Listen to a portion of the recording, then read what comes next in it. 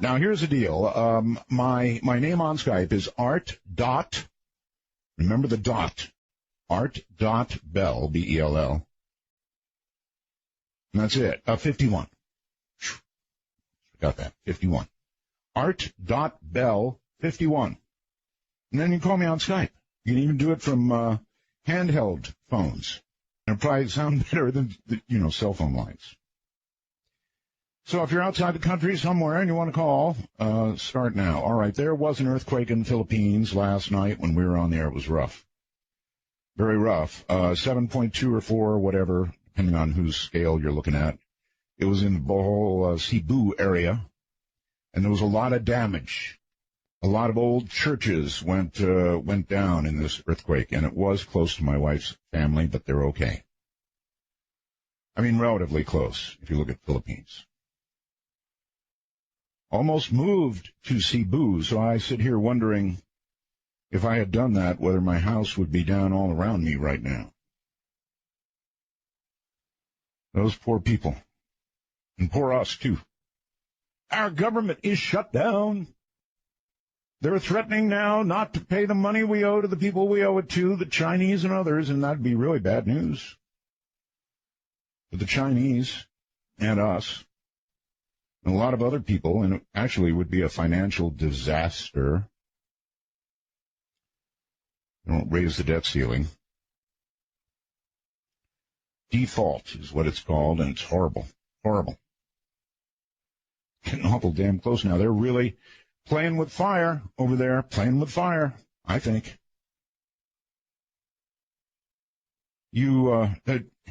I don't know how many of you are CNN people, but I just happened to be watching today as Jake Tapper was coming on, giving credit where it's due. He started his program and he said, you remember that, referring to the day before when, they had a deal. You remember that when they had a deal? Jake Tapper said, you remember that light we all yesterday saw at the end of the tunnel? Well, it looks like we're all standing on the tracks. I thought, man, that was funny. What a way to open your show. Remember that light we all saw yesterday at the end of the tunnel? Looks like we're all standing on the tracks. Very good. Every now and then there's a gem, huh? All right. Now I'm going to give you reasons to go to artbell.com right now. Artbell.com. And here they are. Number 1. We have got a video up there. It's truth or trash time, but oh God, this is a good video. It really is. It's of a poor man about to be hit by a truck, but saved by an alien. This thing will rock your world. Now, let me instruct you before you go, or maybe you're already on the way. When you get to it, you start watching it. Please stick with it. It repeats many times, and normally I don't go for the repeats. When you've seen it, right? But here, you, as they slow it down, you're going to be able to see the most amazing thing you've ever seen, because the video otherwise is very fast, too fast to see. So stick with it. That's one reason to go to artbell.com. Another is, I think, pretty sure we've got the new video. Do you remember the old deal when you'd fold the $20 bill just the right way? And you'd see all kinds of things, right? Well, now the new $100 bill is out, and the folders of the world have already figured it out. So I think we've got that video up there for you to see. It starts out with the $20 bill, but then it moves on to the brand new $100 bill. Oh, my God, the stories it tells. Straight to the camps we go. So, and the store, Arts Parts, we've got a store up there. A lot of people getting Arts Parts. That sounds a little, I don't know. You want one of Arts Parts, that's a coffee mug or a T-shirt, or actually the store is expanding and there's new stuff up there. So if you want to get something, go on up there. It's pretty cool. Pretty cool indeed. So let me see, where are we? We've got a really good show coming up tonight. Jim Sparks. Jim, right? A lot of you don't, actually. And we're going to retell some of Jim's story because, and some of the longtime listeners have got to understand this. There are 27 million subscribers to SiriusXM. Not just those of you who have come over here from my show. But altogether, that's a lot of people, and a lot of people have never heard the show. So we're going to retell his story, and plus, and add more to it. Speaking of shows, by the way, tomorrow night, we are going to have on Tobias McGriff. And I want you to stay tuned for that one. I mentioned Tobias because, well, here's the thing, folks. Here's the thing. He's going to be a great guest. But, we just noticed that Tobias McGriff suddenly got booked on the other show for tonight. Tonight! What's up with that? And we thought, well, it might have been just some horrible scheduling mistake, right? Some terrible misreading of each other's schedules or something like that. And I can understand, folks, if you want to go and listen to Tobias tonight over there, nothing we can do about it. In fact, actually, we sort of delved into it a little bit and looked into it a little bit because it seemed so awkward. So very, very awkward. And, it turns out it's the doggonedest thing. Apparently there are coincidences because Tobias, well, he got scheduled the very day after we posted our schedule. I think we posted on Friday. Pretty sure we posted on Friday. And the very next day, Tobias got scheduled. Just incredible, huh? Actually, tacky. Yeah, but, again, I understand if you want to go over and hear Tobias there instead of here tomorrow. But before you do that, I spoke to Tobias on the phone this evening, and you know what? He said, hey, Art, I'm really looking forward to being on the air with you tomorrow night, and I'm going to hold all the good stuff for your show. I'm quoting Tobias exactly here. He's holding all the good stuff for our show. Yeah, if you want to hear the other stuff, well, fine. You want the good stuff, maybe over here tomorrow. Oh, and then there's one last thing, and just one last thing. It's been a hard day for me. On top of this Tobias thing, if it's not one thing, it's another, right? I received an email. Somebody told me that, how George always mentions my name at the end of the show, right? He didn't do it last night. God, it rocked my world. And I didn't know what to think. Dropping my name? Anyway, if he doesn't immediately restore the ritual naming of me at the end of that show, I'm going to begin thanking George at the end of each one of my shows for making dark matter absolutely, what's the right word? Necessary.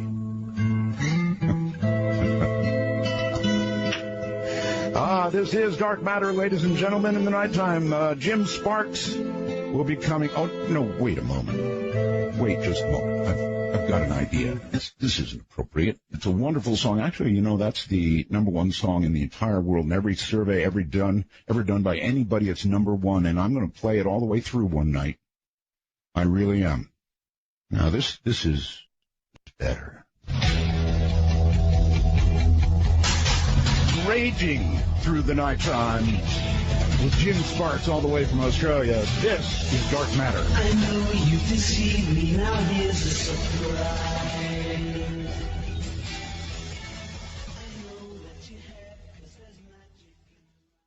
Okay, it's been a long, long time. Jim Sparks, a professional in the human abduction scenario. Think of that line. Jim Sparks is a professional abductee. He's a lecturer and author of the most popular book, The Keepers. He was raised in South Florida, educated in business. His abductions actually began in '88, and I've done a number of interviews with him. He is riveting. At that time, he was living in Houston, working on as a successful land developer. You know, he was good. He didn't have to become an abductee. Initially an unwilling abductee, in fact, his experiences transformed once he was able to put aside the rage, and there'd be a lot of that, right, if you were abducted? And he overcame his fear. He began to understand he was encountering highly intelligent, advanced beings from other worlds. Jim had been completely conscious of his face-to-face experiences. It's lucky for us, or he wouldn't be able to tell us about them, right? Giving him clear memories, amazing insight. In the last 2 decades that he's been dealing with ETs, he's witnessed amazing sciences. He knows there's a plan to elevate ourselves to better understand what these beings are about, so we all might evolve. Today he realizes all of us, including him, are not alone. Many others have gone through similar experiences. Whether fortunate or unfortunate, he differs from most abductees in that he has total recall of his experiences with these beings from other regions and dimensions of time and space. His goal is to explain the agenda of these beings and the message they bring to humanity. Jim is coming to us all the way from Australia, we hope. Jim, welcome to the program if you're there. Hey, Art, it's great to be here. Wow, not a half-bad connection. No, not too bad at all from the distance, huh? Where are you in Australia? I'm just outside Perth. Oh, so that puts you, I wonder how many miles. I bet about 10,000 miles away from me. Yeah, anywhere from 7,000 to 10,000, depending on where you're at in the States. Sure. Longboat. Well, I think it's more than 7,000 because it's like 7,700 or something like that to Philippines, and you got to keep going to get to you. Yeah. Yeah. All right. You know what? You probably didn't hear it in the beginning of the show, Jim, but we're on Sirius XM now. Now, Sirius XM has like 27 million subscribers.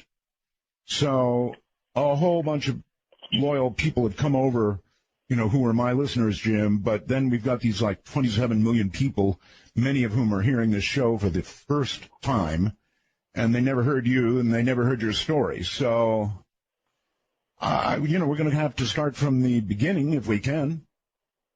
Yeah, sure. That'd be fine. All right, so before 1988, you were just in business, a family guy.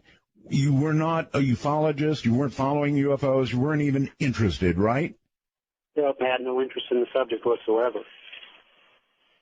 None whatsoever. Right. Except, like anybody else would. I mean, the UFO I thought was possible. And, I never thought there were occupants, and I didn't give it a lot of thought at that time at all. So, okay. Yeah. Yeah, I understand. Okay, so take me, if you would please, to the first thing that happened to you. I mean, how it began. Well, what attributes them to be so difficult to understand. And when the beginning, which is important that we go to the beginning, definitely the early stages, because it makes more sense as we go along. And okay. But there's something about them. There's something about the human condition that I would just like to go over with first before we get into the beginning stages of what had happened that make it so difficult for us to understand them and to be what they are. And so some of these things that I'll go over, you can probably see why it's that way. Okay. when you think about it, we're 90%, better than 90% of my interaction has been with what are commonly referred to as grays. And I've got, nearly 100%, if not 100% total recall, as you mentioned earlier. All the experiences have been face-to-face. But just a summary of why they're so, in a sense, non-approachable. And so if you see this picture, for starters, they're 100% telepathic. And I've never seen one. I'm going to, you know what? I'm going to stop you right away, Jim, and I'm going to say, just on the off chance, there are not people on our channel, 104, that know what a gray is. Would you describe for my audience as best as you can a gray? Sure. It's a species, it's a non-human intelligent living being from another world. Where it may be, I can't be certain, but there's a species known as grays. And there's two types. There's the ones that are about 3.5 feet tall, and these are really worker beings. And these are the ones that most abductees talk about. They have very large heads, teardrop-shaped head, with the huge eyes and stuff you see a lot on television, with, the no nose and the thin mouth, and they're very short. And the reason I say they're worker beings, because through all the years of these experiences and interactions I've had, you find out that they're part robotic, and I believe them to be part biological. And those are usually reported to be as the aliens. But over time, I've learned they just work for the quote-unquote grays. The grays are humanoid in a sense, in a way, but they're not human at all. And now these are the ones we're talking to specifically. And okay, and they're called grays because they are in fact gray color, right? They look gray to me most of the time. I've never seen any other color but that color, a light grayish color. So that's why I would refer to them as grays. And would you, Jim? Would you call it skin, or does it have a different texture than human skin? Do you know? I would say it looks thicker. Well, it looks thicker than human skin, okay. And it is grayish in color, almost sandy-like looking in a sense, the texture of it. All right. So these are the beings, these smaller gray ones that your initial contact was with. Yeah, the smaller ones are the ones that usually come in and escort you or take you. But to go back to what a gray is, their heads are bigger than normal. Their eyes are bigger than normal, but they're not as big as the giant teardrop eyes that people see, commonly referred to as aliens. They have two holes for a nose and very thin lips, and they're usually no taller than 4 feet. Sometimes a little taller, maybe 4.5 at the most. And as I was saying, they're 100% telepathic, and so they never speak. And this is what makes it difficult. So going into that, they have a tremendous amount of technology. They're leaps and bounds ahead of us. They can be invisible. That's another thing they can do. They can create a field where there's invisibility. They have the ability to work in one dimension, have their working essence in one dimension, and part of their working essence here and themselves in another dimension, so occupying the same space and time, and all of that is a science. They can pass through solid matter. This is all technology. This is all science. All their technology is primarily thought activated. So what they think operates the technology, the machinery, whatever it may be. And well, Jim, after you described them that way, when you first described them, I thought, hey, why not just haul back, make a fist and knock one of these things clean across the room, because they're little. They're 4 feet. I mean, so have at them. But the way you describe them and what they can do, has not happened. Well, as we go into the story, there'll be a part of it where, because, in the early years I was very obstinate, and, it was trauma at first, negative at first, and then it developed something where actually I thought about doing just that, and I'll go over to it. So it's an interesting story, and I think you'll like it. Sure you will. And, not to mention, they can travel time. Now, I'm just going to this part right here, and up to this point, you can kind of see why it's kind of difficult to say, hi, let's sit around and have a cup of coffee. We're telepathic. We can do this. We can work in dimensions. We got thought-activated technology. And then, you have beings that can think 10 to 100 times faster than we do. And they have to slow way, way, way down just to communicate with us. And I think another thing that's makes it very difficult to be around them and why it takes time to know what they are, and that's what, we'll be talking about, is the fact that when they communicate with you, they communicate to your real self, not our facade self. And this is what I mean by a facade self. When you're out in the street or you're out in the city and you're out around strangers, nobody knows who you are. And when you're communicating with people, you're talking to the shell of you because you can't let them inside because that's the way we operate. And with them, they can't see that.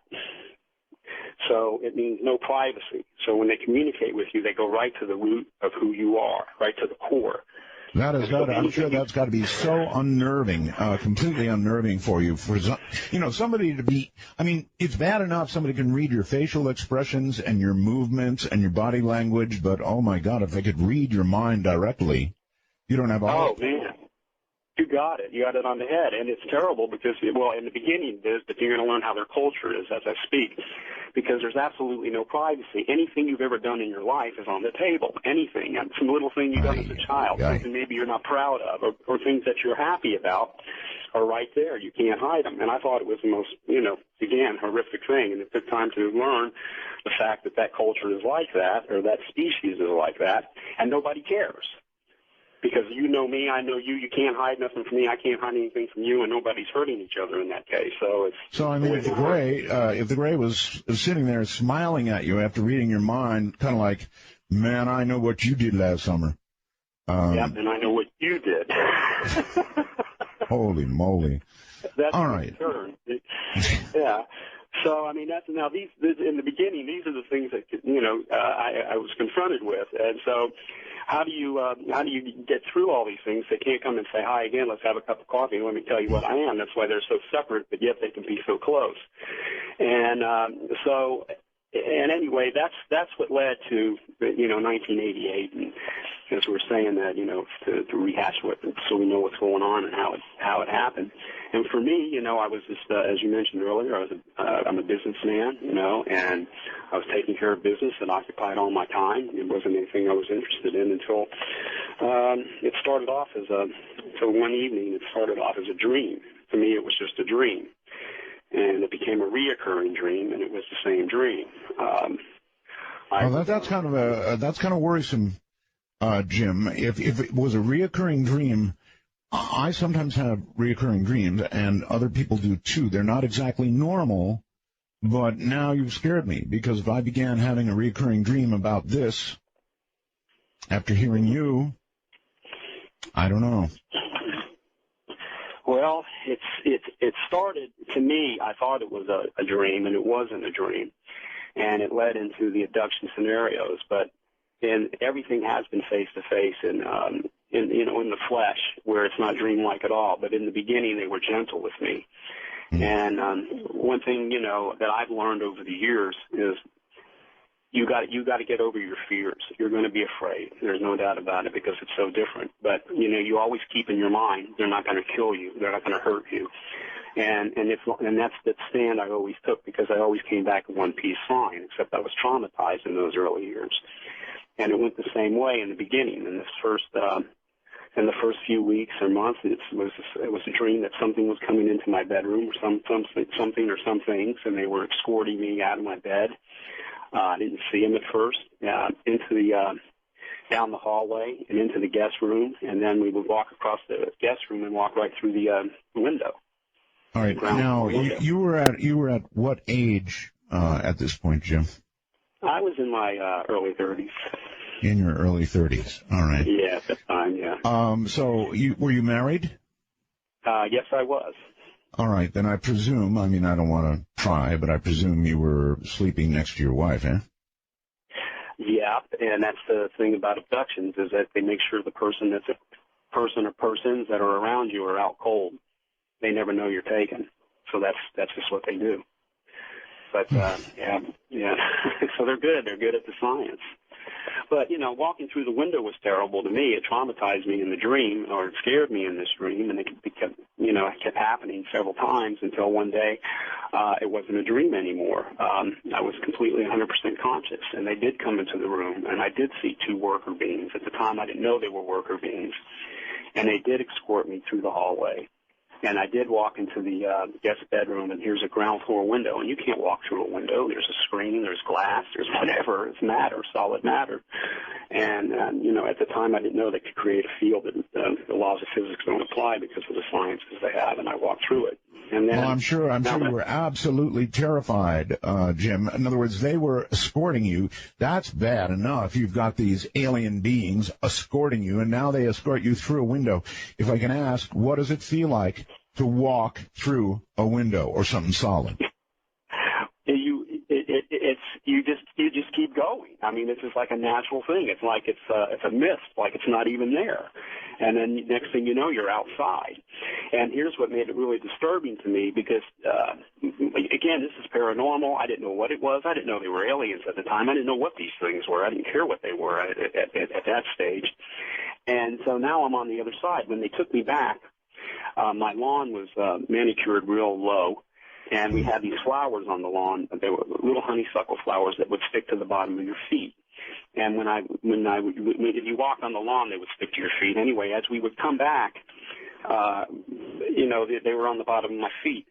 What happened was they put me back in bed. I'd get up in the morning, and I'd be frightened to death, and I was scared. It was different. I didn't know what was going on. And, you know, I went into the guest bedroom.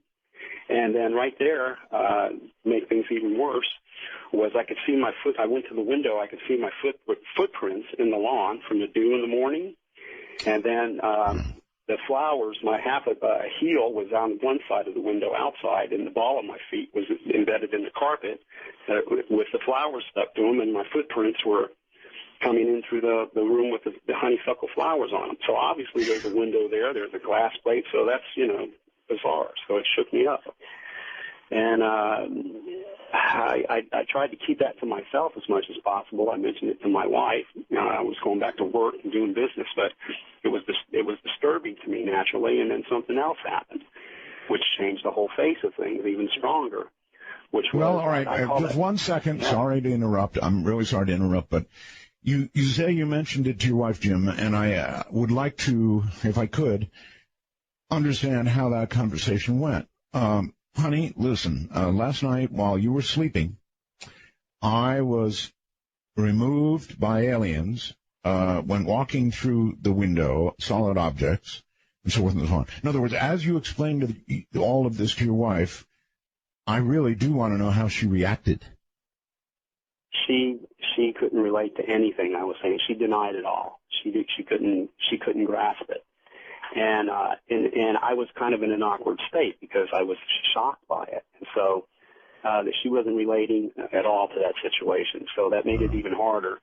And so it could be like you imagine. But I was persistent because I'm known to be logical and straightforward and a factual type person. And so when I talk about things to people, whether it be relatives, friends, whatever, in business, whatever, you know, they trust me. Whatever I'm saying is what's happened. And so here I am talking about this weird stuff that I didn't even know what was going on at the time in the early stages. So it was bad. And, you know, then there was another way that's called the easy way, where they escort you to a craft to do what they're going to do. And then there's another way called the hard way, which is even more traumatizing, and which is if a craft is on the ground, they escort you to it the way I just described. If a craft is in the air, then they have to pull you from space, from the air, from your house. And how you get up there is just gut-wrenching. It's a loud, whirling, whipping sound in your head. Your body's paralyzed. You're screaming inside because you can't move. You can't open your eyes, and you're yelling to yourself inside, I don't want to die, I don't want to die. You feel this acceleration like you're going down a roller coaster, only 100 times faster. You black out. The next thing you know, you're there. And that's where I found myself. All right, Jim. There now. Right. I've got you. All right. Now, you said there's An easy way and a hard way. I mean, that sounds like a cop question. You know, if you're going to get taken to jail, most cops will say, look, we can do this the easy way, or we can do it the hard way. I mean, was it like that? Well, actually, it's the technology. If you picture, it's a soft technology that's used, and there's a hard technology, not meant to hurt you. It's just meaning that if they, let's say they land somewhere, and they're coming to your house, they come and escort you, and you're walking, actually, to the craft, and you go on board, and then the scenario begins. So they're on the ground. So that's what I call the easy way. The hard way is this gut-wrenching feeling you get when they're in flight, and they're whizzing by your place, and they literally take you from your home or your car, wherever you may be, into their craft. And that technology is just, they're hauling butt, and they're pulling you on board. And so, but, you know, they have you in a paralyzed state, and, you know, your eyes are closed, you can't see. It's just a gut-wrenching feeling, and the next thing you know, you're there. And then that's what happened the first time, and I didn't even know what there was. I didn't know where I was. I didn't know it was aliens. I found myself in this room. I was sitting on a bench-like thing. All right, I'll tell you what. Hold on, Jim. Hold on. We're going to do a real quick break, so hold it right where you are. We'll get this taken care of, and it sounds like we're sort of moving into a different chapter, so we'll pick up on all this in a moment. This is Dark Matter, raging, and I mean raging, in the nighttime. I'm Art Bell.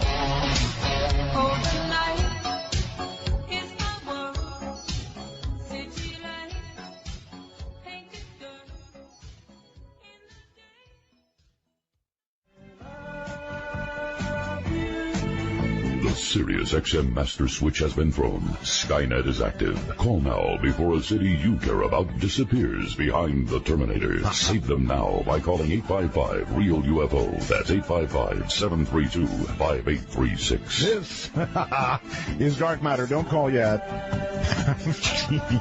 It's not time yet. God, I love that one. I really do. Before a city you care about disappears behind the Terminator. Sounds terrible, but when you dissect it, it's not so bad. Terminator, you know, comes and goes all the time. It's just the horizon if you actually look it up. All right, back now to Australia, all the way down near Perth, Australia, for Jim Sparks. And Jim, the wonderful thing about Dark Matter is that now we've got about 30 minutes before we have any other break. We can just rock and roll. All right. So, continue, pick up where you were, because it was beginning to get a little wild. Yeah, you know, again, you know, I'm going through years 1 through 6, and, you know, the first 6 years, and they were traumatic, and they were a bit negative because I didn't have a frame of reference. I didn't know what was going on. I didn't know who they were. And that's why I started off explaining in the beginning that how different they are. And, you know, so, you know, I wrote that book. I wrote a book, The Keepers. Right. And I put all of this in, you know, graphic, in all detail, committed to memory, so there's a lot more detail in there. Sure. And, yeah, anyway, so, you know, I did something special for your listeners, Art. And so if they go onto my website, it's Jim-Sparks or Jim-Sparks.com. All right. And then, you know, all they got to do is see something with your name. They'll know what it means. And, you know, I put something special for them, for your listeners. You mean like a special deal? Yeah. Yeah. Okay. Yeah. I like that. Yeah.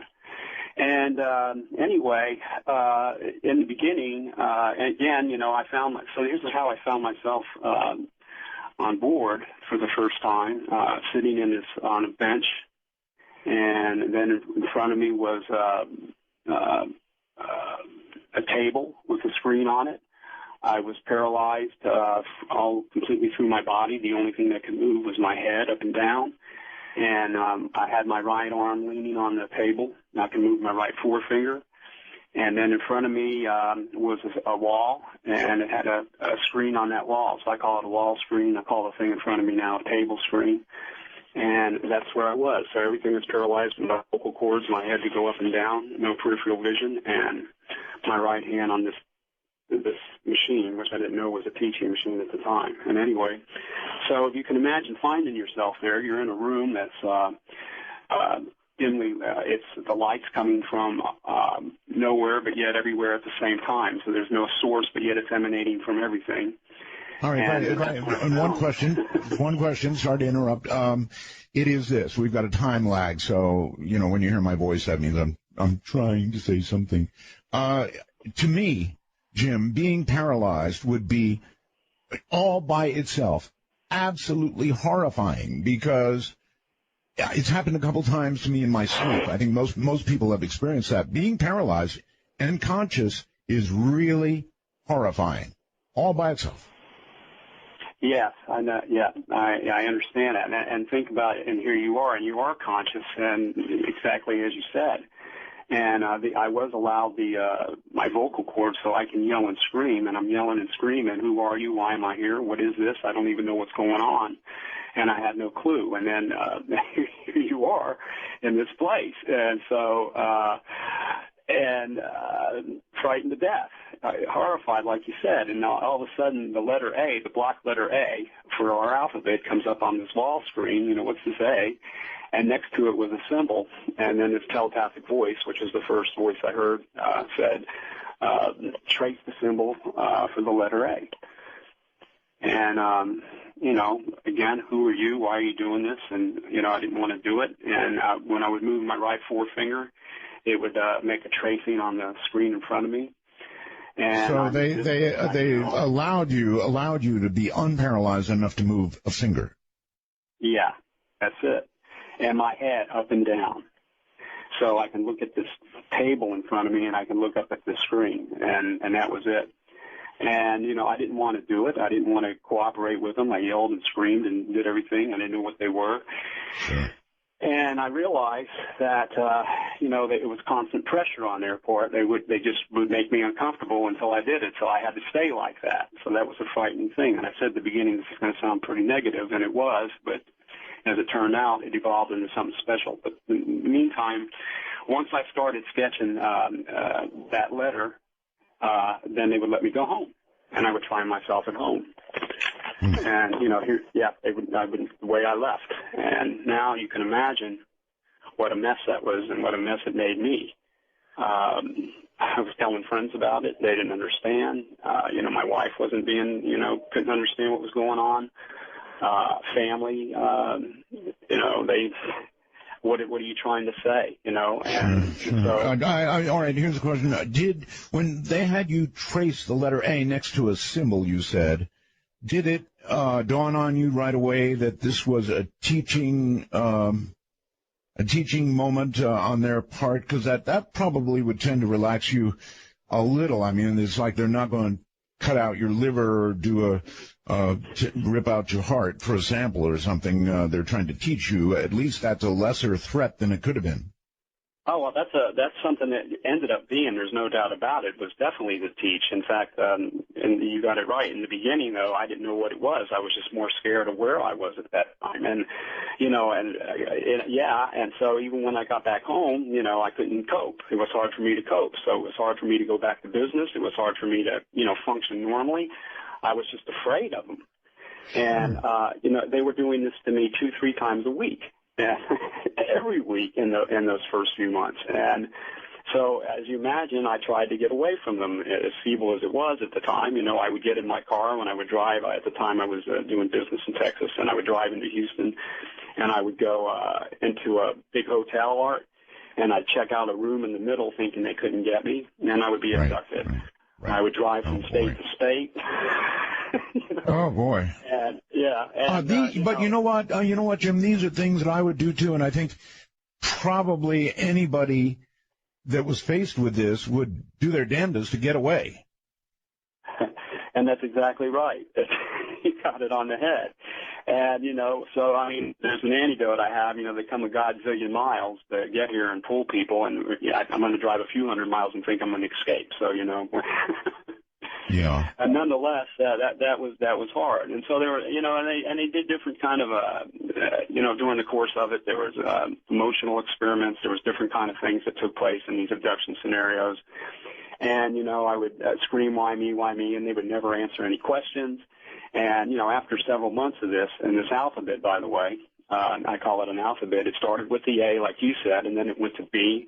And I remember at the time I literally cried, going, oh, my God, because it took me so long to get to A. What are we going to do, the whole alphabet? And as it turned out, every time they pulled me, now it's a B, and now it's a C, and there's a symbol for it, and I had to be precise with it. And if I was a bad student, they'd keep me there. Sometimes they would just leave me alone. I got to start seeing them. They were finally getting in my view. And that's where I saw the little worker beings, and that's where I saw the grays. It's how I knew they were aliens, but they weren't communicating with me. They weren't nice to me. And so, it's like I felt like I was in in the proverbial school where you put the dunce hat at and you sit in the corner. Right. And so if I wouldn't cooperate, they just ignored me and walked out. All right. So basically, Jim, they made you learn their whole alphabet. Did you get to the point where you had their whole alphabet down? And if so, what did that do? Did that precipitate communication with them? In other words, once you had their whole alphabet down, if you did, what did you do with it? Yeah, well, it went from all the way from A to no Z's or no Q's, and then it went into a number system from 1 to 6. So they had a 6-base number system, Wow. and so that again, I didn't know what the purpose of it was. It didn't make sense to me. And so now this is going on, and now these abductions are going on. I'm losing weight. I'm not coping well, and it was just a bad scene in those early months, and then that led to several years. But if I might ask, Jim, how at this point? I mean, you're being abducted again and again and again and again. How did your wife handle it? Did you stop talking about it, or did you keep telling her, or what? Well, that's when I finally got up one day, and I looked at myself in the mirror because nobody believed me at that time, and it's a whole different world today. But anyway, no one believed me, and couldn't blame them, really. And so I looked at myself in the mirror, and I said, man, you look terrible. You're losing weight. You're not sleeping. These things aren't going to stop. So I decided I'm just going to keep my mouth shut, and if I don't talk about it, nobody thinks it's weird. And I kept my mouth shut, and I kept this stuff to myself right on for 6 years, going through this alphabet thing. And they did emotional experiments while I was there. They did medical experiments in the sense where they didn't hurt me medically. They did, intellectual experiments, and then, learning the alphabet at the same time. And yet, I'd find myself in different places over there, but yet still paralyzed, and they wouldn't answer why me. And it's good to take note of the fact that this alphabet is something, and I hated them, I loathed them, and I think it's why so much of it was committed to memory. And I think they got to see me different from as other abductees, because other abductees, they take the memory away and bring them back. All right. Well, I have a question. It may or may not make sense, but here it comes. Why were they teaching you their alphabet if they had the ability to communicate with you directly mentally? Okay, well, here it goes. Once the alphabet and the number system was down, I call it pulled. When I say abducted, I use the terminology pulled, meaning from point A to point B. So when I got pulled one particular evening, and there I was sitting on a bench, and there I was with the alphabet, and out of nowhere, because they've never done this before, came some normal text lettering with 50 pages, like on that wall screen, one page at a time, approximately 30, about right close to 50 pages. And it was about a story that in regular block lettering that everybody can read, when you get anything like newspaper print. And it was a story about a friend of mine named Jerry. And Jerry, they went page after page. They went through his entire life, from a child to where he went to school, who he dated, who he married. And I'm reading this thing right up on through the present, and it looked like it was even gone a little bit into the future. Now, after I read these pages, because it was something I can read, I yelled and screamed, "What are you doing?" And, of course, I made up every cuss word you can think of for them, and new ones that probably no one ever heard at that time. And why are you doing this? And then the most astounding thing took place that started a transformation. And it goes back to knowing you're learning something, as you mentioned earlier. The next page that came up instead of being in our text, it came in, or our text, it came in their symbols, but it was about a half a page, not even a half a page.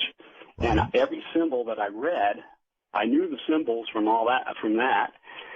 I could read the whole story and understand the whole story in a matter of just a couple of minutes, or less than that, maybe, less than a minute. Here's the whole story. So they took 50 pages of text, compressed it into these symbols, and now you can get the whole story in detail, in graphic detail, in less than a minute. All right, I have another question. I went, oh. All right, yeah, okay, but I've got another question. I don't get it. If they were giving you their alphabet and number sequences, okay, but how were you able to read their symbols and have, in other words, our alphabet, for example, is used to make up words, and so when you learn the alphabet, you can put sounds together, but that doesn't add up to understanding necessarily. So as you read their symbols, how did you have an understanding of what you were reading? It just worked that way with the brain. And with them being there, it worked that way with the brain. You're reviewing everything, and it's pieced together in a way from our alphabet to their symbolism, and the symbols equated to our alphabet. But it's almost like shorthand, but for some reason the brain picks it up right away, and that's just something they're able to do. No, it gets even better than that. Just to show you, the walls went blank, and one of them held up something the size of a 50-cent coin and flashed it in front of my face. Right.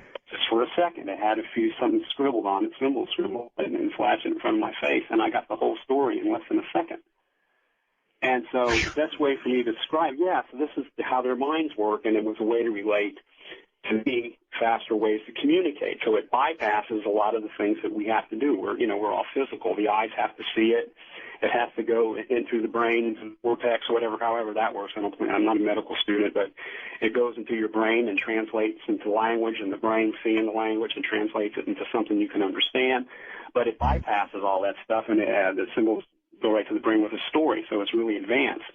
And it's a way of getting a lot of information in a quick time. So the best way I can describe that is like if you can name any movie.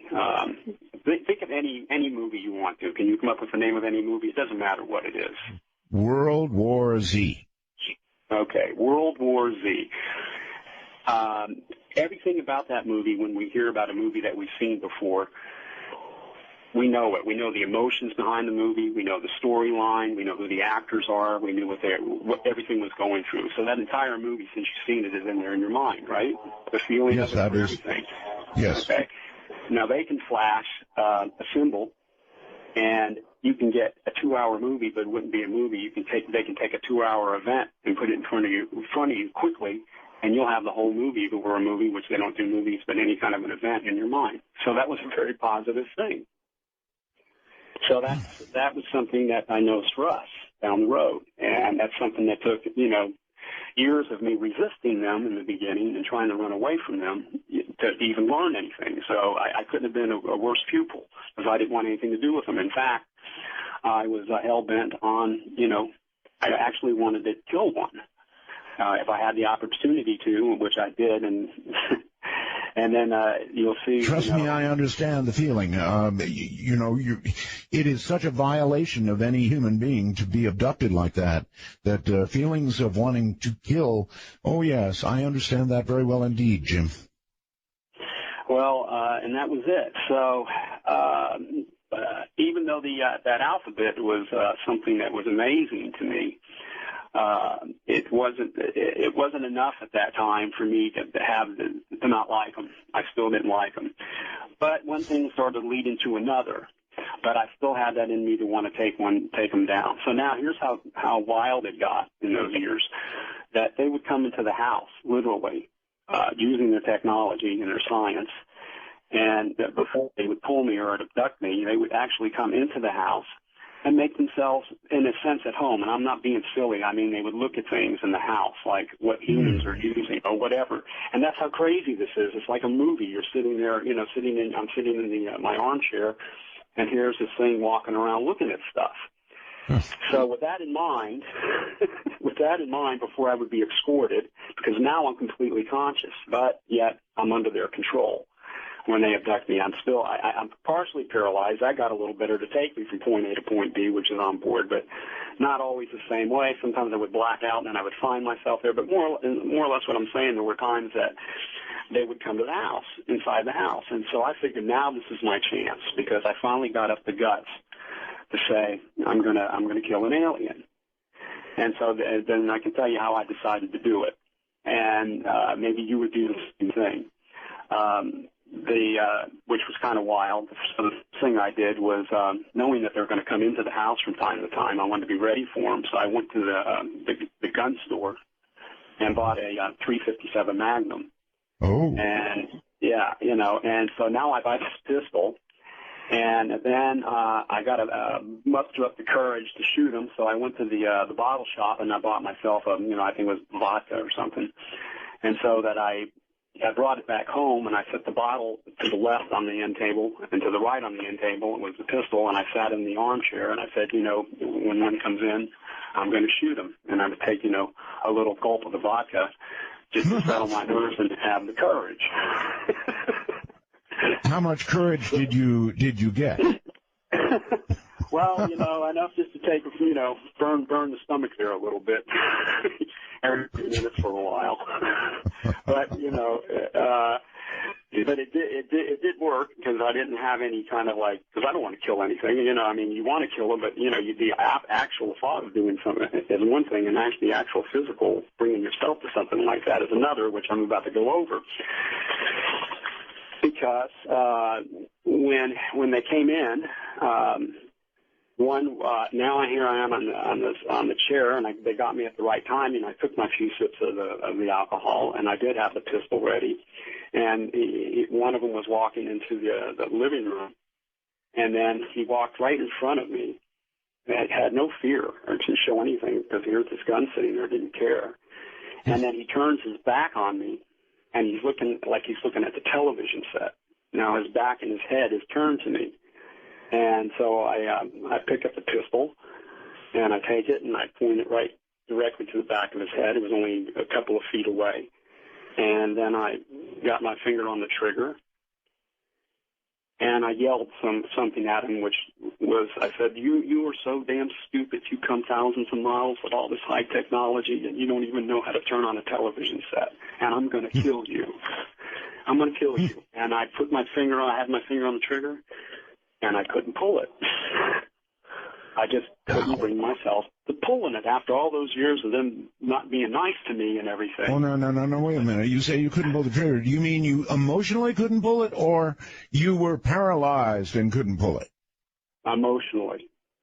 Because I'm at home, I can move around, because it got silly when I was at home, being paralyzed on board in a sense, because they knew nobody believed me, and I wasn't talking to anybody, and it's just something I had to deal with. And I didn't kill him, but the telepathic voice says, he said to me telepathically, he said, we know, the words were exactly, we know you're not a killer, and you're not. We know you're not a killer, and you're not. And quite frankly, I wept, and then I got pulled. But this is something that started changing things, because now I understand the reason for this alphabet. Now I realize I can't kill them, and what I didn't know was going to happen here is now we got a bond or a trust is building. It took them 6 years to get to this point to trust me, to start to trust me, and even in that way. And so, Okay, listen, buddy, I hear you. They would have, you said they had no fear. And if, in fact, they were able to read your mind, then they did, in fact, know that you were not a killer, that you could not bring yourself to kill, even though you'd prepped to do it and had everything you needed, including a little liquid courage, that you weren't going to kill anybody at all. So, of course, they had no fear. Makes sense. Yeah, and so then that's what. Now I still don't know really it's leading to something. In fact, I'm really I'm just down. It was depressing me because I wasn't going to do it and I couldn't do it. Where's this? Why are they here? Why me? And all of this. And now I started getting answers. So answers now started occurring. So the next time I got pulled, they would never answer any of my questions. No matter what, I would never get an answer to any question. And I later learned that they just wouldn't know anyway. And I was so frustrated on one abduction, that abduction after it, I was said, why me? Why me? Why me? Right. What's making me different from anybody else? And I got a holographic, something that looked like a hologram came up basically in thin air on board, when I was sitting in front of the wall screen, because here I am I can move my head up and down stage still. I was still paralyzed. And I saw a scene of, it was a World War II scene. And in that World War II scene, I could see a face that looked like mine. It was a soldier. And anyway, it looked like actually what it was it was two officers. It looked like a German officer and an Italian officer. So my bloodline is Italian, but I've been third generation, whatever, second generation, American. And nonetheless, they were doing something together. But the face on that soldier or that officer was a family member. And anyway, it kind of makes sense to me to look at that because my father told me, he died in his right at 90, but he told me back, before World War II that. Because he was working and living in Italy and back to the United States at the time, he said that, before, the war and this war was coming, that they had no choice. So some of them had to fight for the Axis power. Right. And then we had the rest of my family fighting here for us. So, that's how that went. I know you know what I'm talking about. Make a long story short. I do. Were you actually looking at one of your relatives? Yes, that's what I was looking at. Here's the message, because the next one that comes up is a turn of the century where there's, the late 1800s, early 1900s, the Industrial Revolution in the United States. There's a ribbon cutting ceremony, and then I got another that looks like a relative. And what they were saying is that because I was saying why me, they track family lines. They genetically track family lines for thousands of years, and these things kept coming out. One at a time. It went back to the Roman period, and it went back, even BC. Well before that. So one after the other, and that was their answer. So I got an answer to why me, which was a remarkable thing because now. Okay, so the answer was, if I've got it straight, Jim, that it was you because you are simply the current one in the long line that they've been following in your lineage, yes? That's exactly it. Okay, hold on where you are. We're going to do a break here. Okay. And anyway, as it went on, that there was the thing where I just left off with you, and they actually were starting to answer questions, and that's the lineage and family. So I was feeling better about myself there. And I had just a better attitude about him. But then the next time I got abducted, it even got better. Or I got pulled, it even got better than that. Because now I am on board, and now for the first time ever, I'm standing up. I'm not paralyzed anymore. Mm-hmm. And I'm standing where there's this, the table. There's this wall, the table that I used to see, the bench. I could see the bench. I could see the table screen. I had complete movement of my body. I was in this room. No one was there. And I said to myself, I can't believe it. I can touch myself. I can move around. And, they have me completely mobile. What do I do?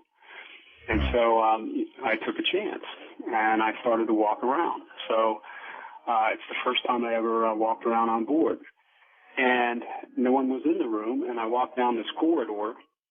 And it was small, I guess, for their size. And as I walked down a corridor, it was dimly lit and then lit, light again radiating from everywhere, so there's not a light bulb per se. And there was an opening to my right, And when I went to the right, I looked into the room, and I got frightened to death. Basically because there were they looked like beings. I didn't know what they were. They were laying on their back. They were staring into the ceiling, and with their eyes open, and they weren't moving, and they were laying on these gurneys, and there were dozens of them like that. And so I panicked, and I started yelling. I started screaming, "They're dead! They're dead!" And I just couldn't relate to that in any way, shape, or form. And so I was in a complete panic mode. And one of them came in from behind. I could sense his presence, and he blacked me out. So what this is leading to was the fact that they were actually showing me some of the things they do, some of their handiwork, which leads to a whole other area, as I later learned. You may be aware, Art, back in the mid-'90s, early to mid-'90s, there was a campaign where you heard about making hybrid humans, and all this kind of stuff was going on where they were... oh, yes. Yes.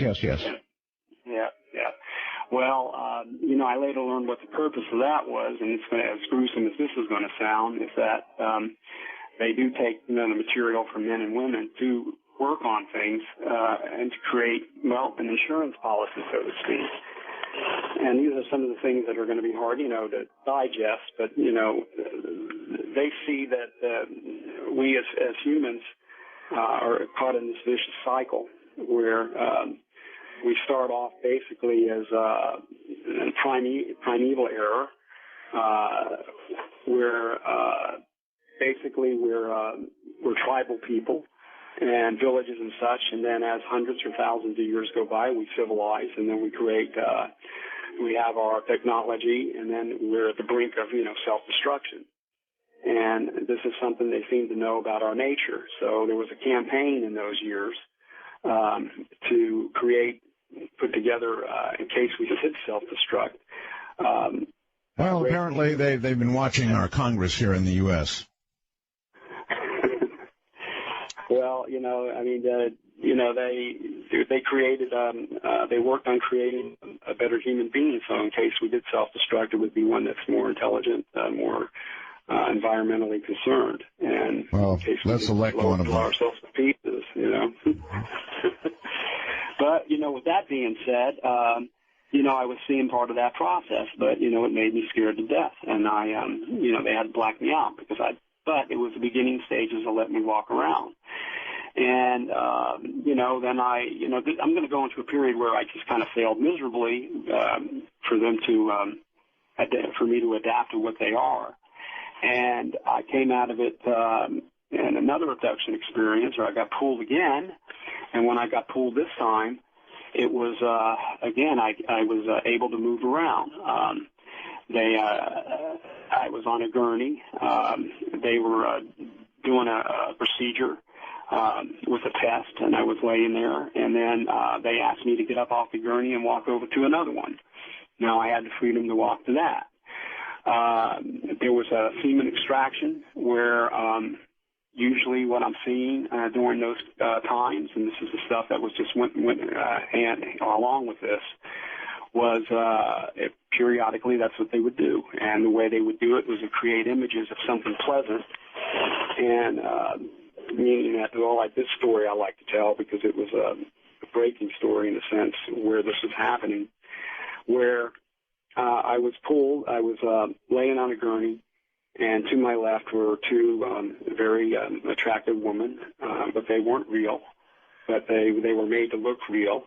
And one of them was talking very nice to me, and the other one was touching my hair, at least in my mind they were, and saying, "My, isn't he handsome?" And, as soon as they said that, I'm thinking, I don't know these women, and I shake my head around, and everything, they blanked out, and what I can see in front of me was exactly what they were doing, which was they had an instrument on my groin, and there was one in the middle holding it in place, and then there was two on the right and the left, and I panicked, and I kicked him, the one in the middle. And I actually physically kicked him, and he went into the back of the wall. So he went backwards and hit a wall back there. He lunged up, He came up for, started coming at me, and I'm laying on the gurney. I'm scared to death. What is he going to do? And he put his face right within an inch of my face and stopped right there. And those big eyes were looking in my eyes, and he had 100 thoughts. He raced into my mind in just a matter of a second, meaning that if I slowed him down, why did you kick me? You shouldn't have kicked me. You know it's dangerous to kick me. You can get hurt. I can get hurt. This and this and that. And then I blacked out. So with that being said, I found myself back home, and I wasn't very happy with things. I'm thinking, what's going to happen next? They gave me some freedom to go around on board. They're showing me some of the things we're conducting, and I panic. They gave me some freedom to, as far as what they're doing and some of the agenda they were up to at the time, and I kicked one of them, and I didn't mean to. And so for several months afterwards, I didn't get abducted again. That was the end of it. And I thought to myself, well, that's it. All right. During the time that you were being abducted, was this occurring? Michelle, who can send me a message on my computer through something called the wormhole at my website, artbell.com, plug, asks if you were being abducted every night. Was this occurring nightly or every other night or once a week, or how often? In the first 18 months, it could happen 2 or 3 times a week for several months in a row. There might be a couple of weeks that it wouldn't happen, a week or two, and it was 2 or 3 times a week, and it was mostly at night, definitely, in the first 18 months. Okay. All right. So now you kicked one, and they don't want anything to do with you for a while, huh?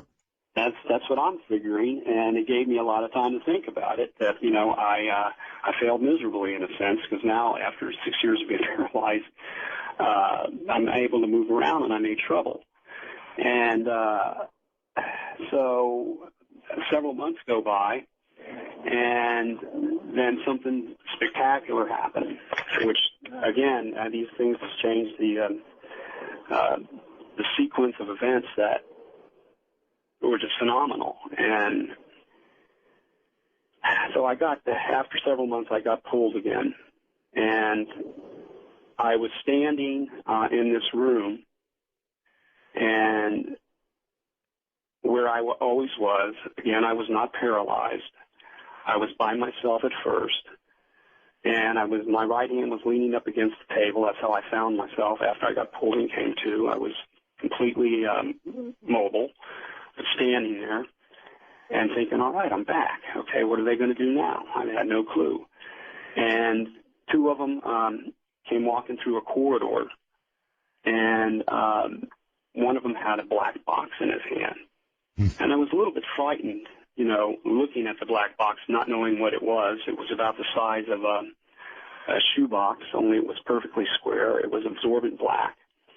And they walked forward. As they walked towards me, he put it on the table, which was that table screen that I described earlier, and he pushed it towards me. And I could see those weird bony fingers pushing it towards me on the table. And then I said, "What's this? What are you giving me? What do you want me to do with it? What is that?" And they said, "Do with it as you will." Those were the exact words. And they turned around, and they headed down to the end of the room and into the corridor. So now here I am by myself again in this room, and here's this black box sitting on this table.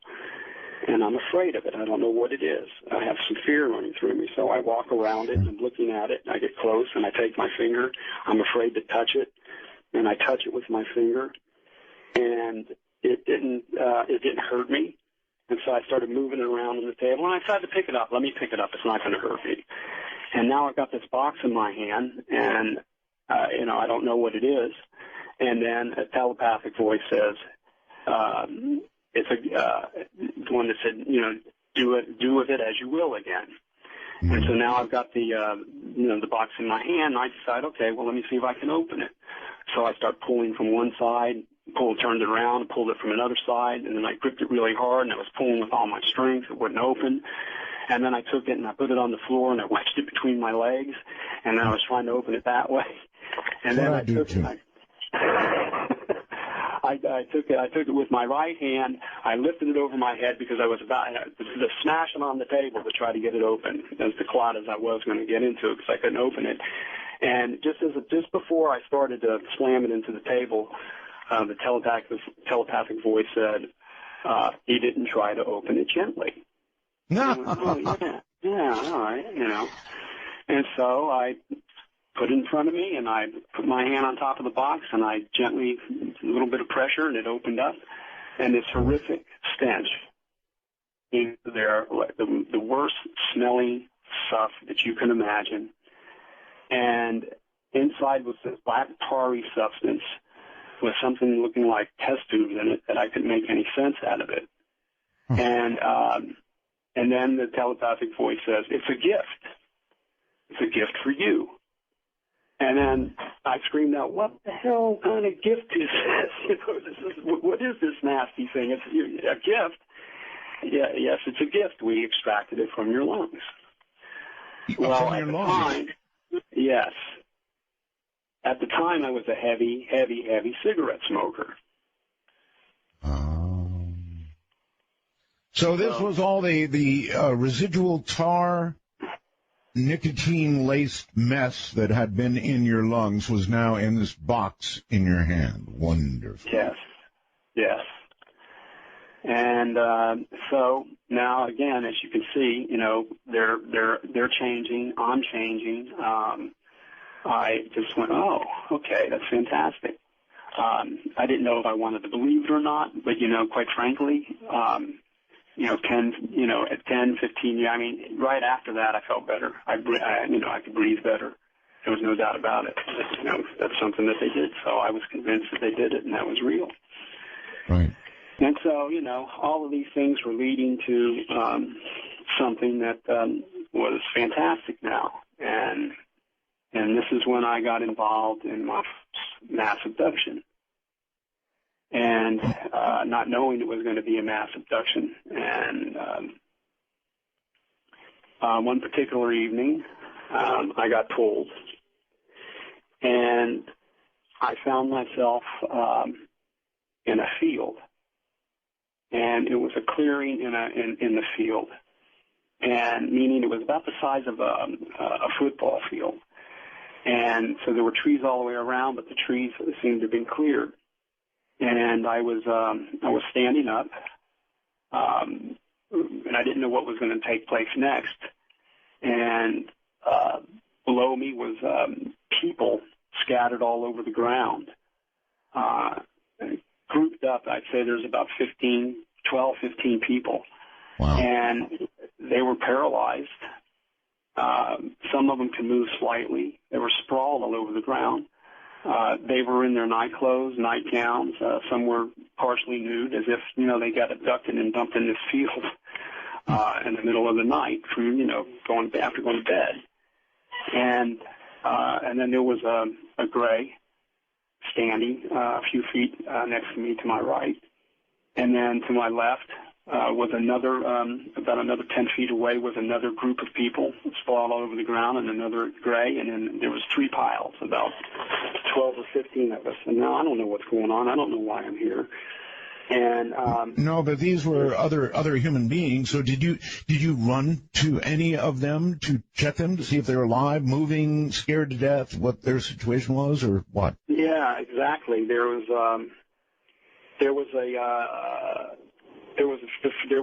some of them were moaning. There was this one particular girl, woman. She had blonde hair. She was in the fetal position, and she was rocking back and forth, so she was able to do that. And she was crying. She was scared. And then this telepathic voice from the alien said, "Calm her." And the first thing that came to my mind was, what is it? I got a job? What, are you giving me a job here? I got Sounds a job, like it, yes. Okay? Yeah. Yeah. I wrote this again. It's a lot of these things are much more detailed. I guess it's a plug for the keepers of the book, but they can go on to jim-sparks.com, and I put a lot more detail in between, from here to where we are. And I committed all of this to memory, and I did it for that reason. But anyway, all right, Jim, hold on. Well, we're going to take a break, and during the break, we're going to try a reconnection to you and see if we can get rid of some of this digital mess that we've got. So that's what we're going to do right now. He's all the way down in Australia. It makes it a little difficult when the audio's breaking up, but I'm sort of hanging in there. This is one whale of the story. You're listening to Dark Matter. In the nighttime, raging forward.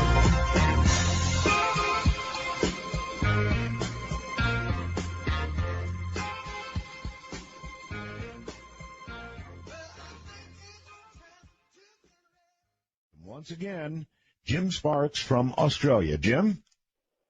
Yes. You know, I guess I would like to ask you, because I haven't, what made you move all the way to Australia? Well, it's business. I came here. I travel back and forth for business, so I'm still based in the United States. American citizen, but I work in Australia quite a bit. So I spent several months here, and then I'm back home for a while, and then I'm here. So that's basically business. All right, so I just happened to catch you at a moment that you were down under. That's it. All right. You were in a ship, Jim, obviously, all these incidences of abduction. You were in an alien ship. So I have a few questions for you. Number one, if you're able to describe the ship in any detail. Number two, was there a window? Were you ever able to look out? And if so, did you ever see anything you recognized? Well, actually, on board, there were no windows, and I could not look out. Okay. All right. What you described the screen wall. Are there any other parts of the ship you got to that you can describe? Well, from the actually there is because on the mass abduction, the way it was laid out it was amazing actually, and that's what I was going into now. And if I may, I can continue where I left off, and that'll describe pretty much what was the interior of a craft. All right. Well, you said that it was almost like in a field or something. Is that kind of like something they produced? In other words, this field, this place where these abductees were laying all over the ground. Was it something like in Star Trek that they produced for you? Well, actually, it was a place, and it was a real place, and it was definitely real. They had cleared the woods for this particular experience.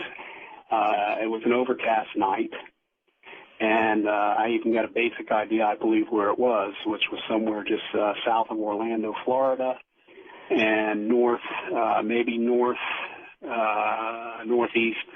of Tampa. And the reason I surmised that, because it was a completely overcast evening when I was there. And the next day when that experience was over, at the time I was a big fan of the Weather Channel, back there at that time anyway. And so I went onto the Weather Channel to see if I can figure out, where it was overcast in the United States, because I could tell by the trees. They were pine trees, so I knew I was in the southern United States.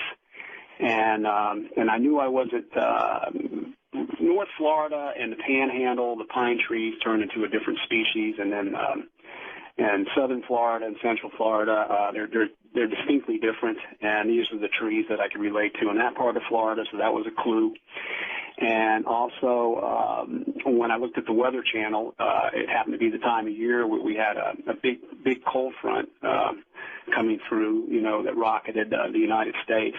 And it pushed the clouds all the way up into just south of Orlando. And then, basically from the central United States all the way up, was clear. And then that was the area that was overcast and that kind of weather. So I figured it to be in that proximity over there. Okay, gotcha.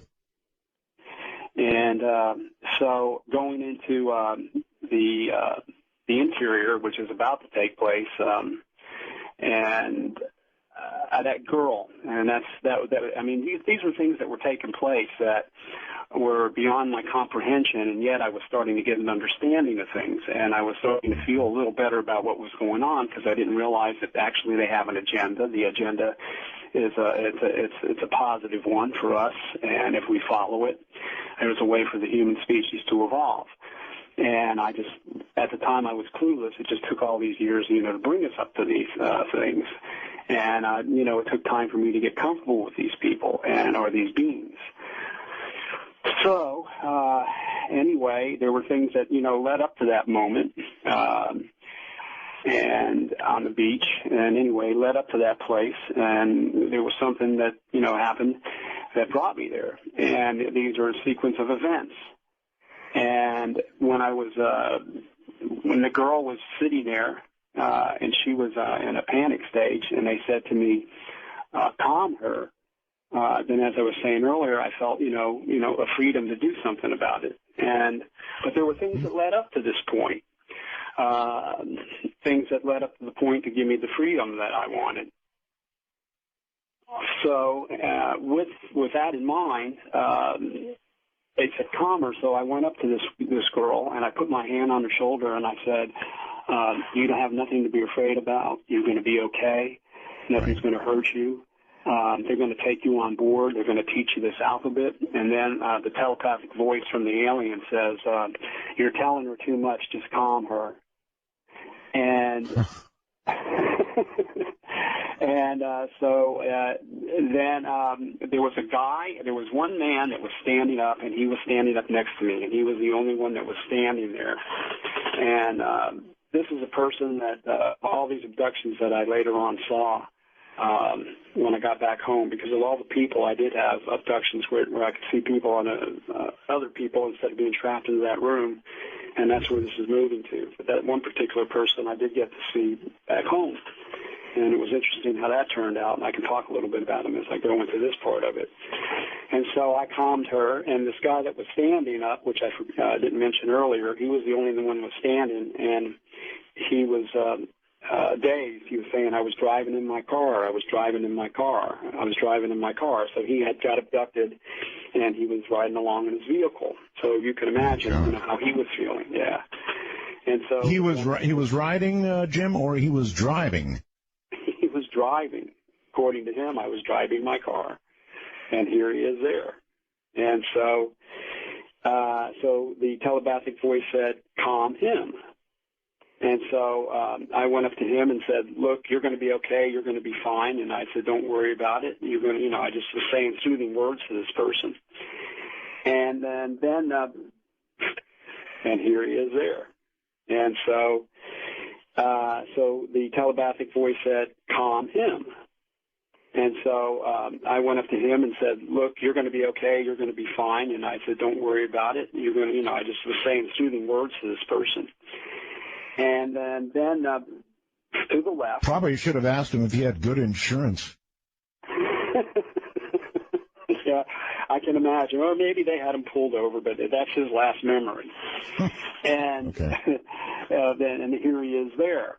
Then the people who were on the ground started moaning, the ships. And I looked over to my left, and I could see 3 balls of light in the horizon. And I guess the best way I can describe them was the fact that it was an overcast night at the time was when car dealers or any kind of thing was advertising, and they use those million candle light searchlights, to right. Sure.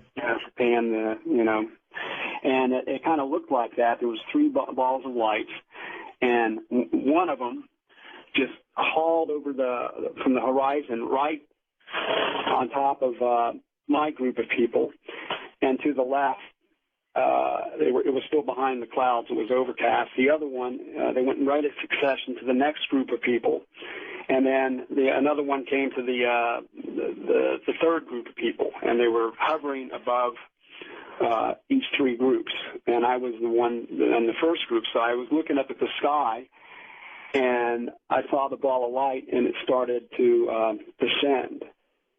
And as it broke through the clouds, I saw one of the. It was just the most spectacular sight that I ever saw in my life. And my heart was racing. I had joy inside me. I was elated by this thing because of everything that I had been going through and all this negative stuff that was progressing. I'm now seeing the exterior of a craft. And as it started lowering, I'm looking up at it, and it was spherical shaped. It had like a dome underneath the bottom.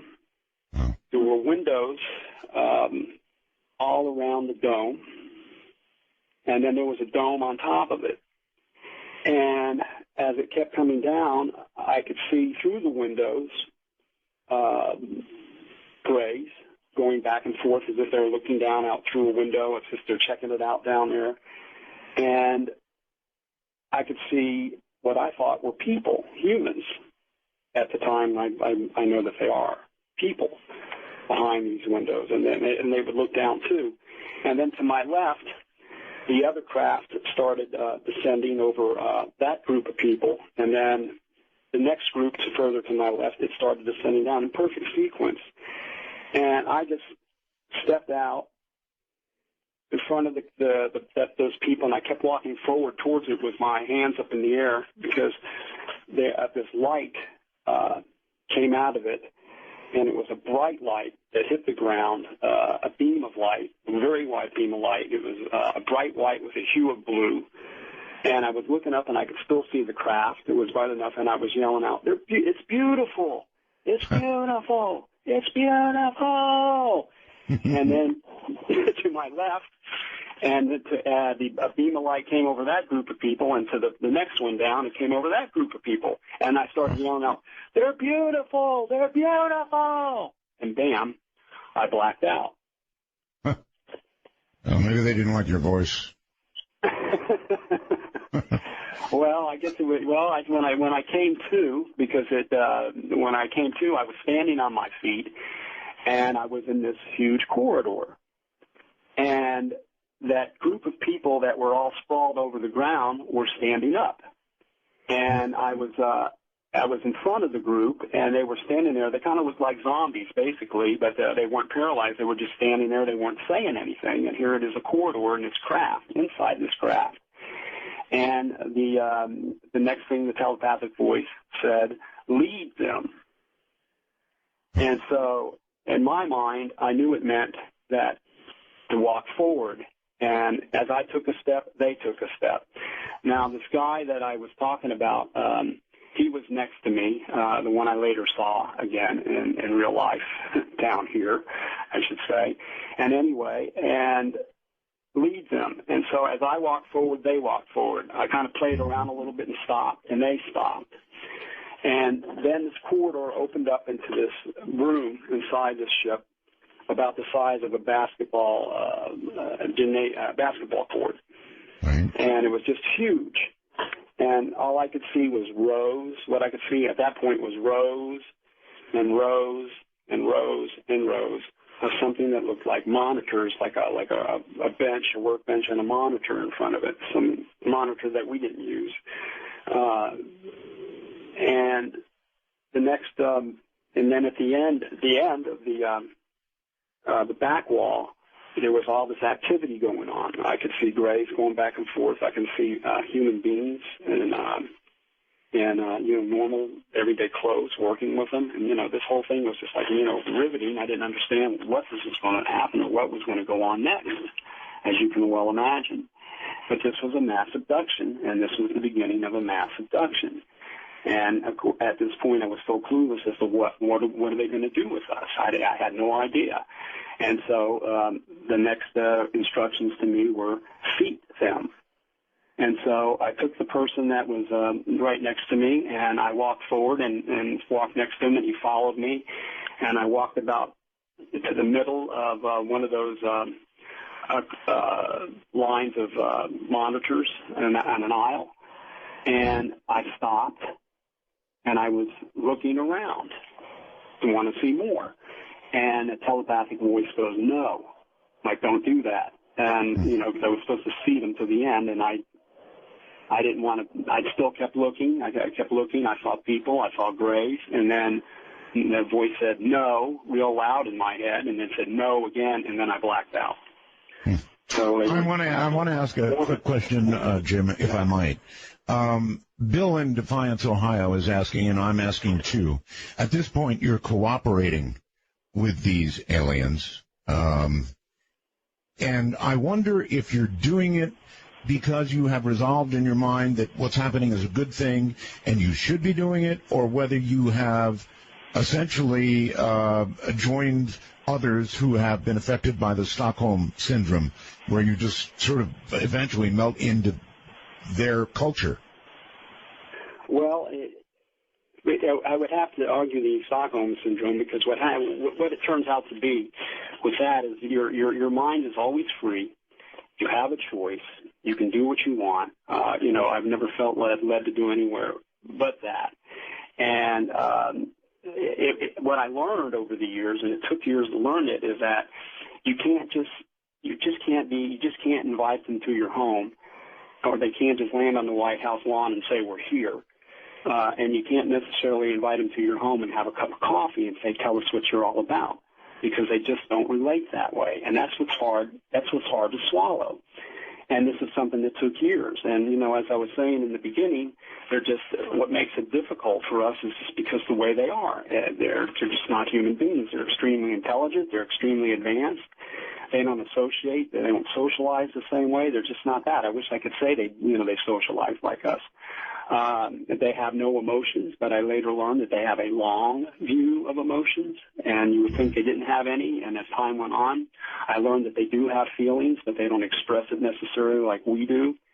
And so it's just very difficult to be with them. So these things are necessary, for me to get there. So, no, I never felt like now my captives, these are my captives, and it's the syndrome going on. So I was elated by what was going on there. I was a little stubborn, I guess a little bit out of order, because, I was asked to do something and participate instead of being this, and this is what this led to, which was, pretty fantastic. Because I did black out, because when I blacked out, I came to, and then I realized when I got conscious again that I was sitting in front of one of these monitors, and I looked around, and there were literally over 1,000 people seated in this room. 1,000. This is a mass abduction, and we were all seated in front of these monitors. Well, Jim, it almost sounds like when you are of assistance to them willingly, and you do help them, they let you go. When you either kick them or object in some way to what they're doing or don't follow directions, you black out. So, yeah, for whatever reasons that they have me black out that way. But in this case, when I was looking around, I could see thousands of people. I mean, to me, there was anywhere between 1,100, 1,200 people in this room, and what was going to happen next, I wasn't sure. And all of a sudden, all these monitors lit up at the same time. Mm-hmm. And it looked like a demonstration of when you're selling televisions, television sets at night, in front of a glass plate window for the store. Bam, they all went on at the same time. Right. And so I'm looking at mine, and the first image, now there's an image that comes onto the screen. You're somehow, your emotions are charged up, as you might imagine, but you're not afraid. And you're sitting in front of this monitor, and it lights up, and it's the first thing I see. And everybody's seeing the exact same thing at the exact same time. And again, it's a mass abduction scenario. And it's a perfect picture view of the ocean, the earth, in perfect, pristine condition. From a time period before we messed up the oceans, I would take it. The water was just beautiful blue and a turquoise. The sky was crystal clear, and it just absolutely took your breath away.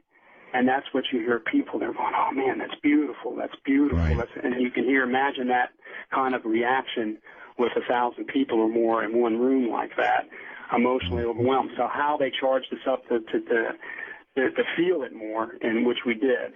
And then then you heard a hum, and it fades away.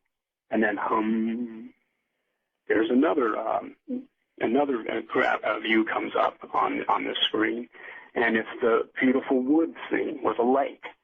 And again, the air is clear. The trees are healthy, and then you hear a hum, and then another scene comes up, and then this scene is a mountain scene with snow on the top, beautiful snow, and just one beautiful scene after the other. And there was that humming sound, and then it would come on, and then it'd go away. And then they slowly started turning ugly. And the beautiful, the next scene that comes up, which was the beautiful ocean, the pristine ocean, now it's gray. There's bloated fish floating on the top of it.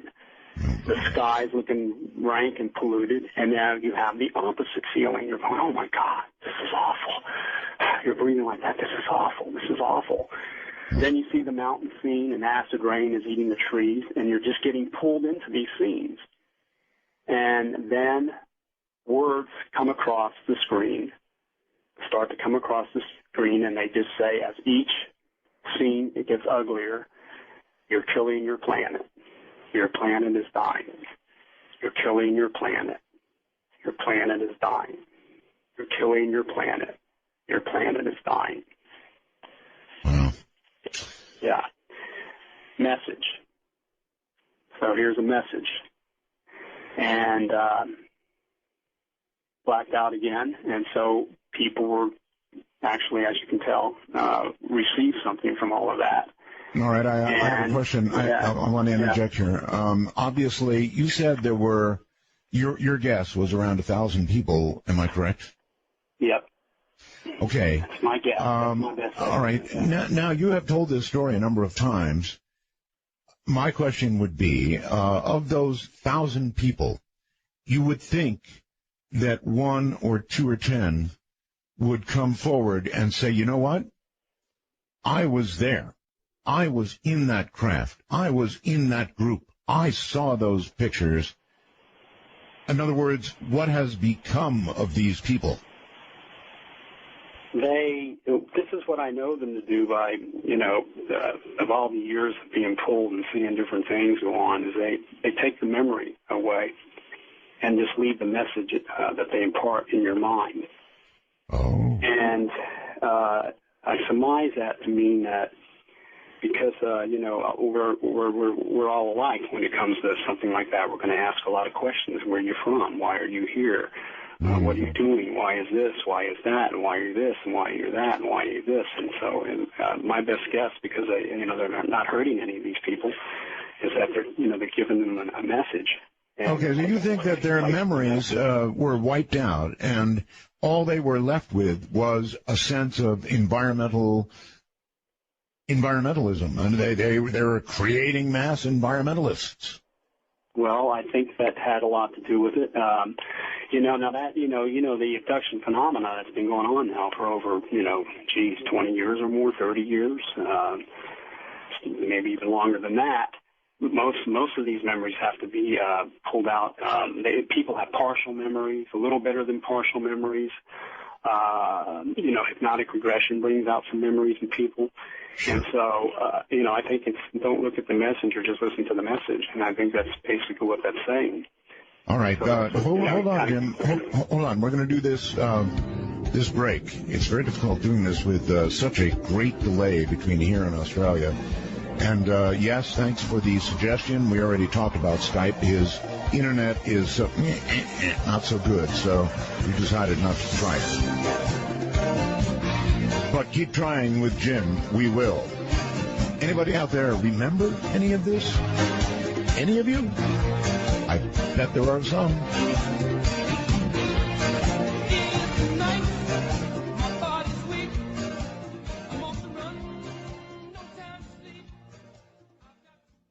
Once again, we're going back to Jim Sparks, and you know what? It kind of makes sense to me.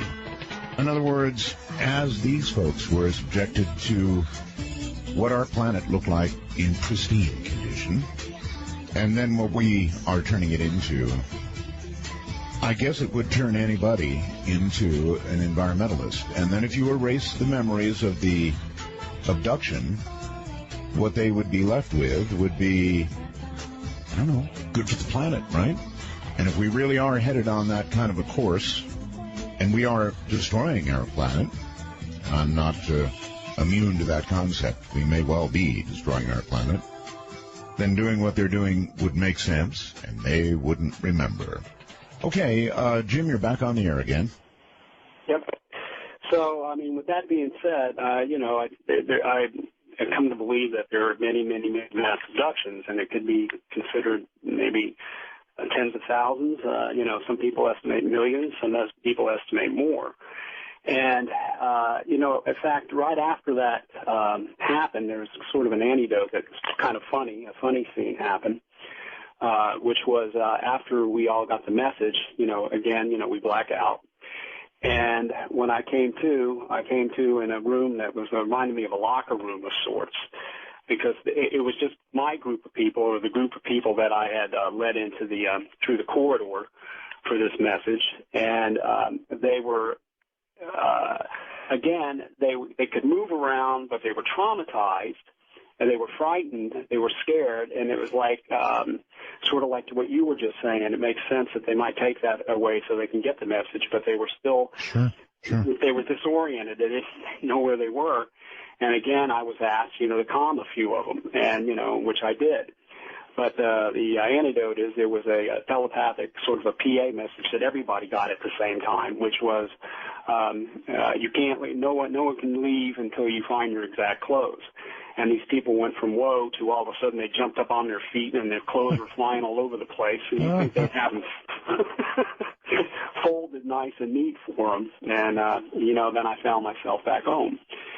And you know, so there were a lot of things that you know. Again, this is something that's been going on, you know, to now that you know led me to have feel better about what they are and what they do, even though they're strange. They're just strange to us. And so there was a few more events that they opened up to me that just made me a happier person with them. And then I realized that I'm one of the few people that can actually keep the memory. And I'm finding out they're not, you know, doing horrible things. They're teaching us something. I'm not sure what the alphabet thing was, but it was pretty cool to, you know, get 2 hours worth or an hour's worth or a half hour's worth of information in less than a second and know the whole thing. Yes. So maybe that's something for us to look forward to. And I, you know, I always complained. I said, you know, how come you people just can't? And there was a sequence of events that were pretty neat to bring me where I am today and feel better about it and talk about it. But, you know, I used to complain, you know, on board. You know, why can't you just be normal? Why can't you just like land somewhere and say hi, you know, have a little social, you know, they had no social, you know, be a little social with it. Sure. And so there's, you know, a couple of things that took place that, you know, were granted to me. And one of which was, which led up to, well, anyway, it's going to lead up to some other stuff. One of which was my folks at the time lived in Miami, and I was staying over in the west coast of Florida, Fort Myers Beach to be exact at that time. And I had went over to visit my parents, and I went into my bedroom as a boy, you know, before I left home, you know, to take a nap. And, you know, I went into the bedroom, and as soon as I laid my head on the bed, I was actually I was on my side, sort of almost on my belly kind of thing, you know, to take a nap. As soon as I hit the bed, there was this super loud sound like a lightning strike that was so incredibly loud in my head, it was just ear-splitting. And then I found myself elevated above my bed, and I was maybe 3-4 feet in the air, and my arms were waving, didn't know what was going on, and I turned and I looked at the doorway, and 3 of them were standing at the doorway. And the telepathic message said, "We're here." And blam, they dropped me back onto the bed and disappeared. They didn't even abduct me, all right? So there's a cynical sense of humor starting to develop. We're here. Cynical? My God. Somebody did that to me while I was in bed asleep, and I woke up flailing in the air. I'd get somebody, I guarantee you. I'd get them. Yeah, they didn't even let me go to sleep. I mean, that was the thing. You know how you're ready to just lay down, I mean, I was still awake, and that was it, so they let me see the whole thing and completely conscious of all its glory. And so I learned over the years that they come in sequences. It's like cruises, and they come to do things. They're definitely concerned about the environment. There's no doubt about it. They're actually collecting seeds of every form that you can fathom, life forms in its seed shape, in a sense, in every form that you can fathom. And this is what they're doing on a regular basis. They want to preserve the planet, but if we're going to start screwing things up, they're going to start collecting things, and that's what they're doing. Was it your impression that really was a demonstration of a sense of humor, or do you just think they wanted to test your heart? I'd say it was a sense of humor, and their sense of humor, too. We have social graces, too, because I asked them, why do you have to abduct me? Come over and say we're here, or hi, hello. You want to join us or something, and that's all they had to say telepathically was we're here, and drop me back down in the bed safely. And then, this was a 3 or 4 month campaign that was going on, and I was some neat stuff that started taking place. And so now it was a week or so later, and I'm driving along in my I had a little Toyota pickup at the time, and I had a couple of dogs that were my best friends. And one lived for 21 years, and the other one lived for 15 years. And I still grieve when I think about them from time to time. But you know how that is with animals. Yes, I do.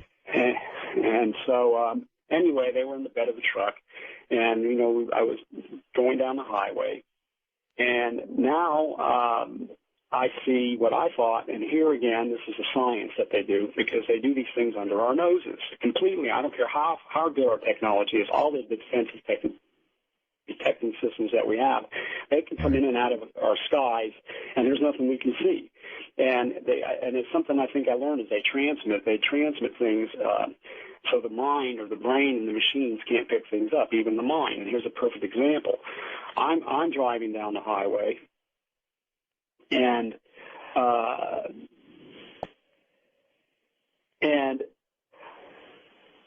the technology is so wondrous. I see in front of me, which it didn't make any sense at all, about maybe far less than a quarter of a mile. They have diamond-shaped ships. I call them diamond-shaped. It's like a pyramid on the top and a pyramid on the bottom. And I see one of these things, and where the bottom of it is, the top of it is going through the road and through the across the road onto the other side into a field. Wow! And so I know it's not paving a big crater into the road, because everybody would know, but that's the way it came across. And I took my foot off the accelerator, and I couldn't believe what I was seeing.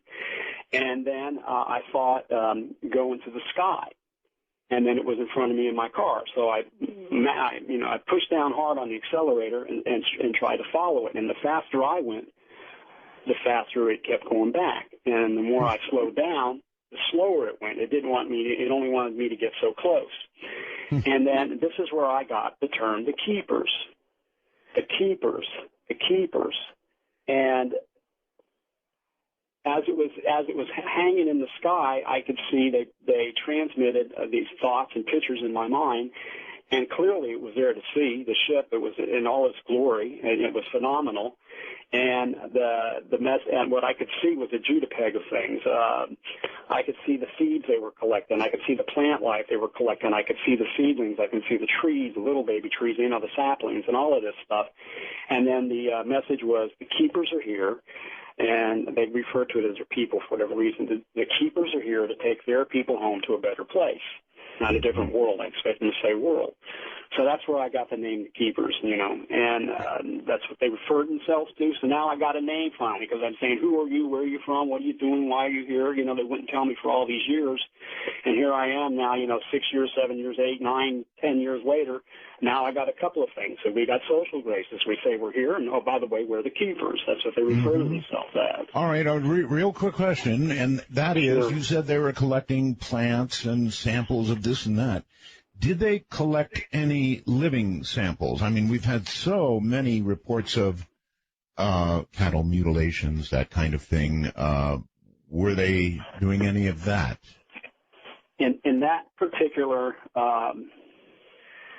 what I got to see, and only what I got to see, I can only move on to, which all I could see was biological. I mean plant life, primarily biotics, plant life. All right. I don't want to lead you into saying anything. Your story is what it is, and so fine. And so that was another. Then and then another thing I used to complain about, and was was the fact, how come other people see what I'm seeing? I'm the only one that gets to see this. Well, based on what you've told me so far, this is me again, but based on what you've told me so far, Jim, it sounds to me as though they needed assistance from a human. And they went to the trouble to train you, but that is not what they were trying to do with others. Or if it is, you haven't talked about it yet. In other words, did you ever meet any others like yourself who were obviously supposed to be assistants? Well, you know what? The person who doesn't want to come forward, and a lot of people that want to come forward, was another event, though I should say, that took my breath away. Because in that mass abduction where there was over 1,000 people, there was a person that I assisted more than any of them there. And, you can see their faces. And, and anyway, I was closest to this guy because he was afraid. And I was constantly calming him in the earlier stages, before we went into the corridor, and even after, because again the details I wrote. But anyway, when we were in the antidote, where we were in this locker room thing, he was afraid more than anybody. But he was a guy, he was a normal guy. But he just anyway, I communicated with him the most, and anybody in that event. And I forgot about them. I forgot all about these people. It's nothing. Just hey, if I see one. And later on,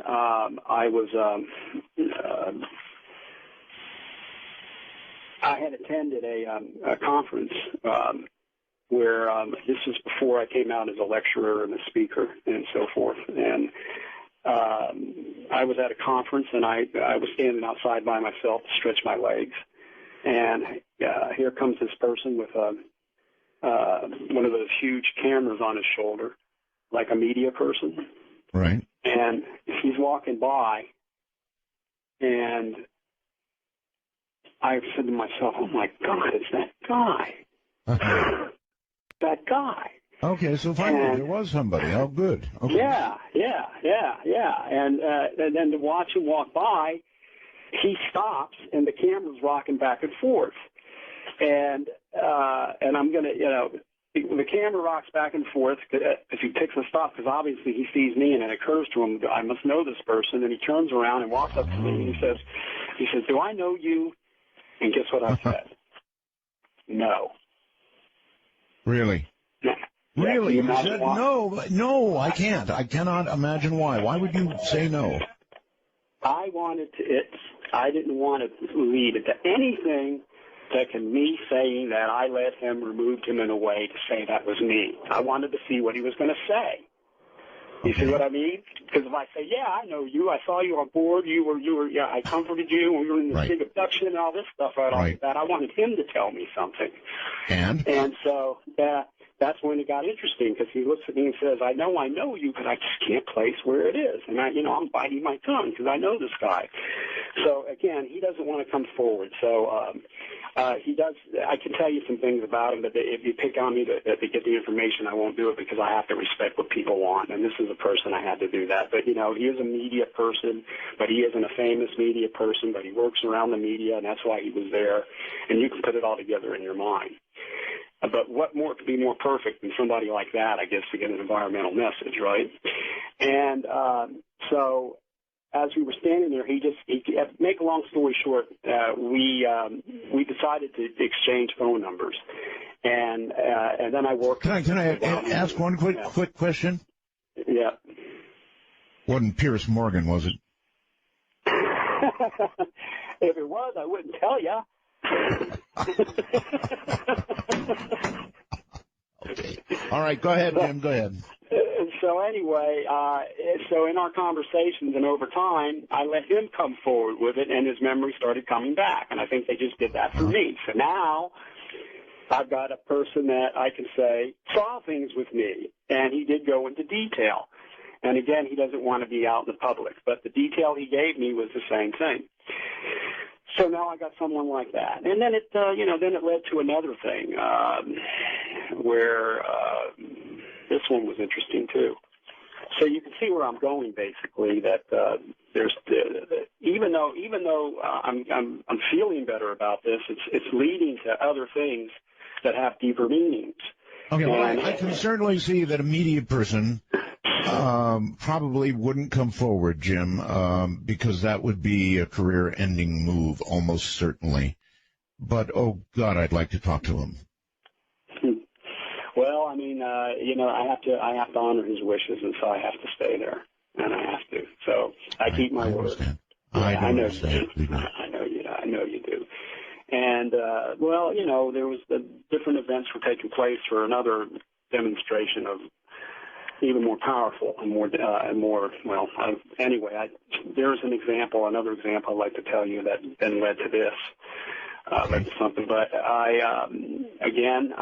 now I was walking down the beach, and people are they're funny about seeing things, and they're afraid anyway.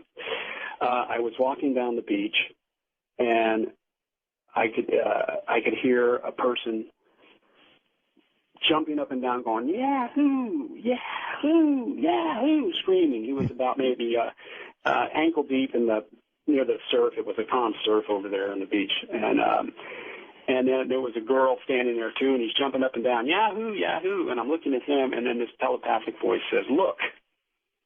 And I looked over, and my head automatically turned where they wanted me to look, which was about 70, 80 degrees into the sky over the ocean, and there was this streak of a light that was a bright, bright light with a hue of blue that had no beginning and no end. Now, do you see light beams like that every day? No.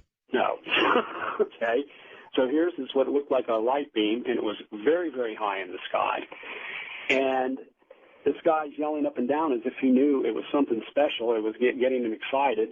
And then I knew that they were going to make some kind of appearance somehow with witnesses, again, to make me feel better. I somehow knew that in my mind. They had to project it in my mind. There was a girl, and her back was facing me, and she was standing at the shoreline, too. So if you can imagine, it's two people kind of waiting in the beach, right, and I'm walking up, and I see her, and I go running up to this woman, and it's a young woman, and I go running up to her, and I go, you're about to see something spectacular.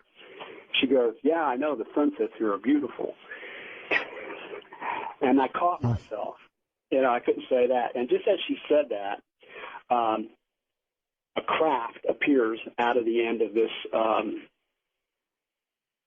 here's something that's going to tell you how gentle, I don't mean to sound mushy, but anyway, this craft appears out the end of it, but it's not taking form yet. It looks like a sphere of light, and it's sparkling, and it's vibrating in and out or reverberating in and out, and it's not taking form. And then it finally takes form way, way up until, again, one of those pyramid-shaped crafts that I talked about. It was like a pyramid upside down and then one on top. I don't know if those ever been reported or you've seen them. I have seen them on the Internet, but that's what my eyes saw. And so we're both, I'm standing next to her, and we're both looking at it, and she says to me, is that a UFO? Well, you know something, Jim? A half a pyramid from the ground would sure look like a triangle. And there's something I want to tell you, and I've got a whole bunch of messages here, and this is one of them. Somebody calling themselves Lone Listener. The planet is dying. Same thing they told me, Art. So, in other words, a number of people are reporting that they have been told this, basically the same exact thing, Jim.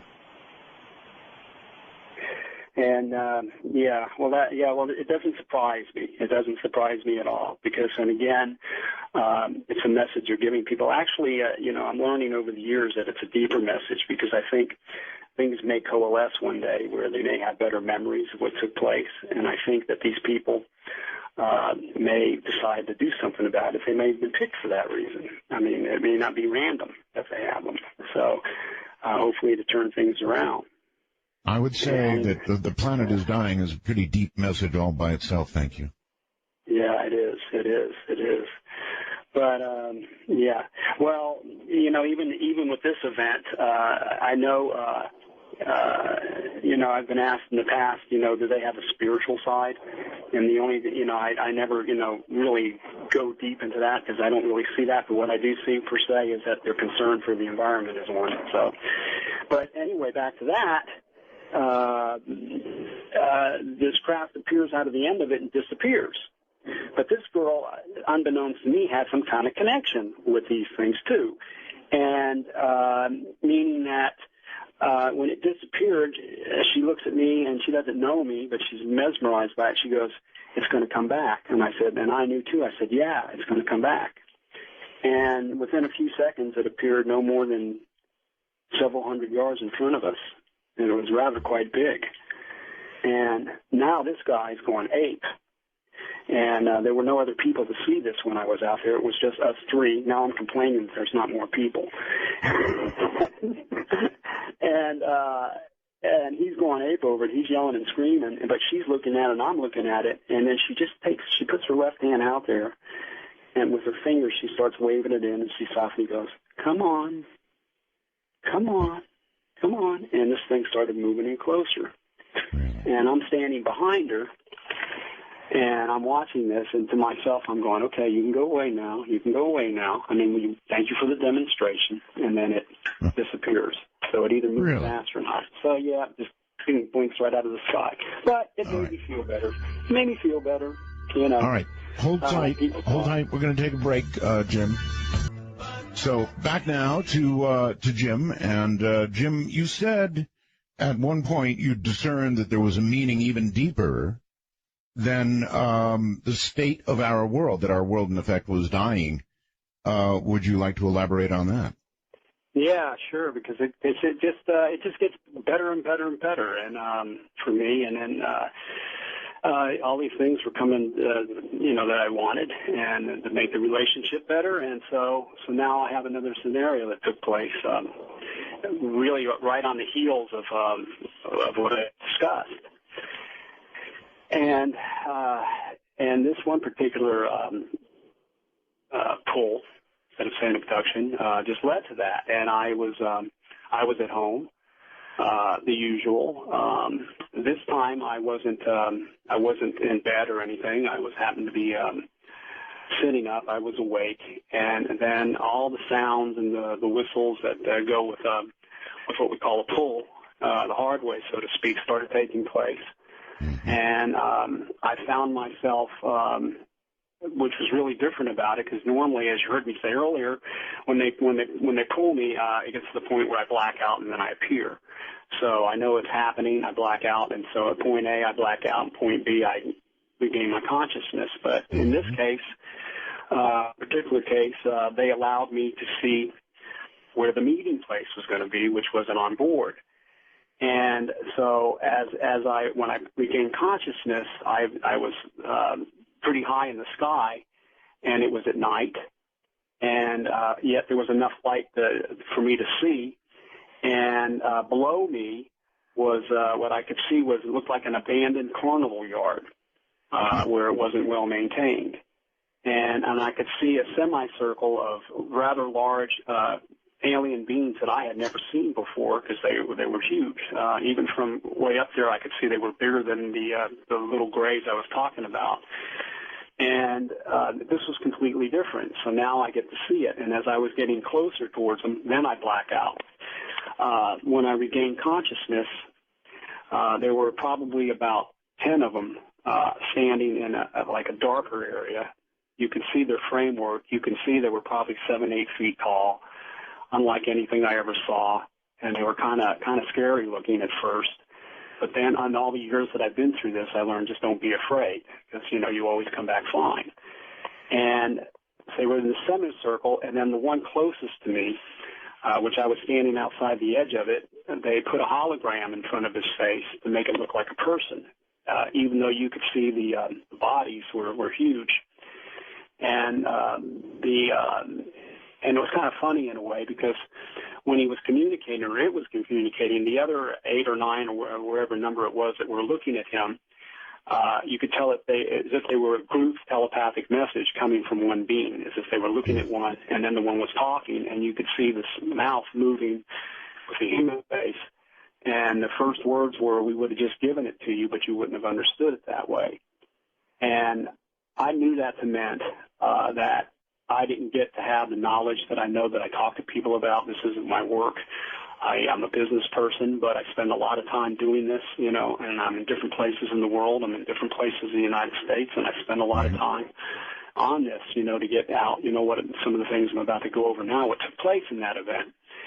And they basically, I'm going to give you pieces of it that are important because it went on. This thing went on for over an hour, word for word. It got into my personal life. It was advising me on where to go with this. But the main thrust of it is that they claimed that, and I think it explains a lot about 60, 70 years ago when we the first nukes came out. Right. As you probably know, that was an era where there were a lot of down crafts. We were finding alien cadavers. There's hearsay that we, captured live aliens and all of this stuff going on, which, considering everything over the years, what I surmised that to be was that when we were exploding nuclear bombs, they were coming in from every direction, and I have a little anecdote. They were coming in so fast and so many that they were crashing into each other from time to time. Well, we certainly do know that all of this began when we did drop the bomb, when we were testing the bomb, when we dropped the bomb. There was an immense number of UFO sightings, and as you pointed out, crashes. There were crashes. So maybe you're right. Maybe they got in each other's way. Well, according to them, this is what took place, and I surmise it to be that period. They actually came down and did the right thing. They followed the proper protocol.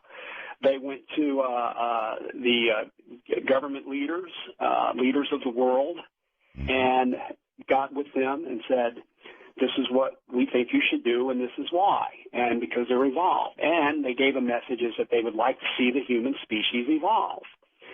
And part of evolving is to clean up our own backyard, so to speak, so we can join the galactic neighborhood. So that's the positive aspect. That's what I mean about this. So we can be part of what this cosmos, this galaxy, this universe has to offer, because there's action going on all the time out there, and we're not a part of it. And so they said what they did was, when they came to these people, that they exchanged. We said we weren't ready. That according to them, this is what I was advised, that our people aren't ready for this and that we would need time.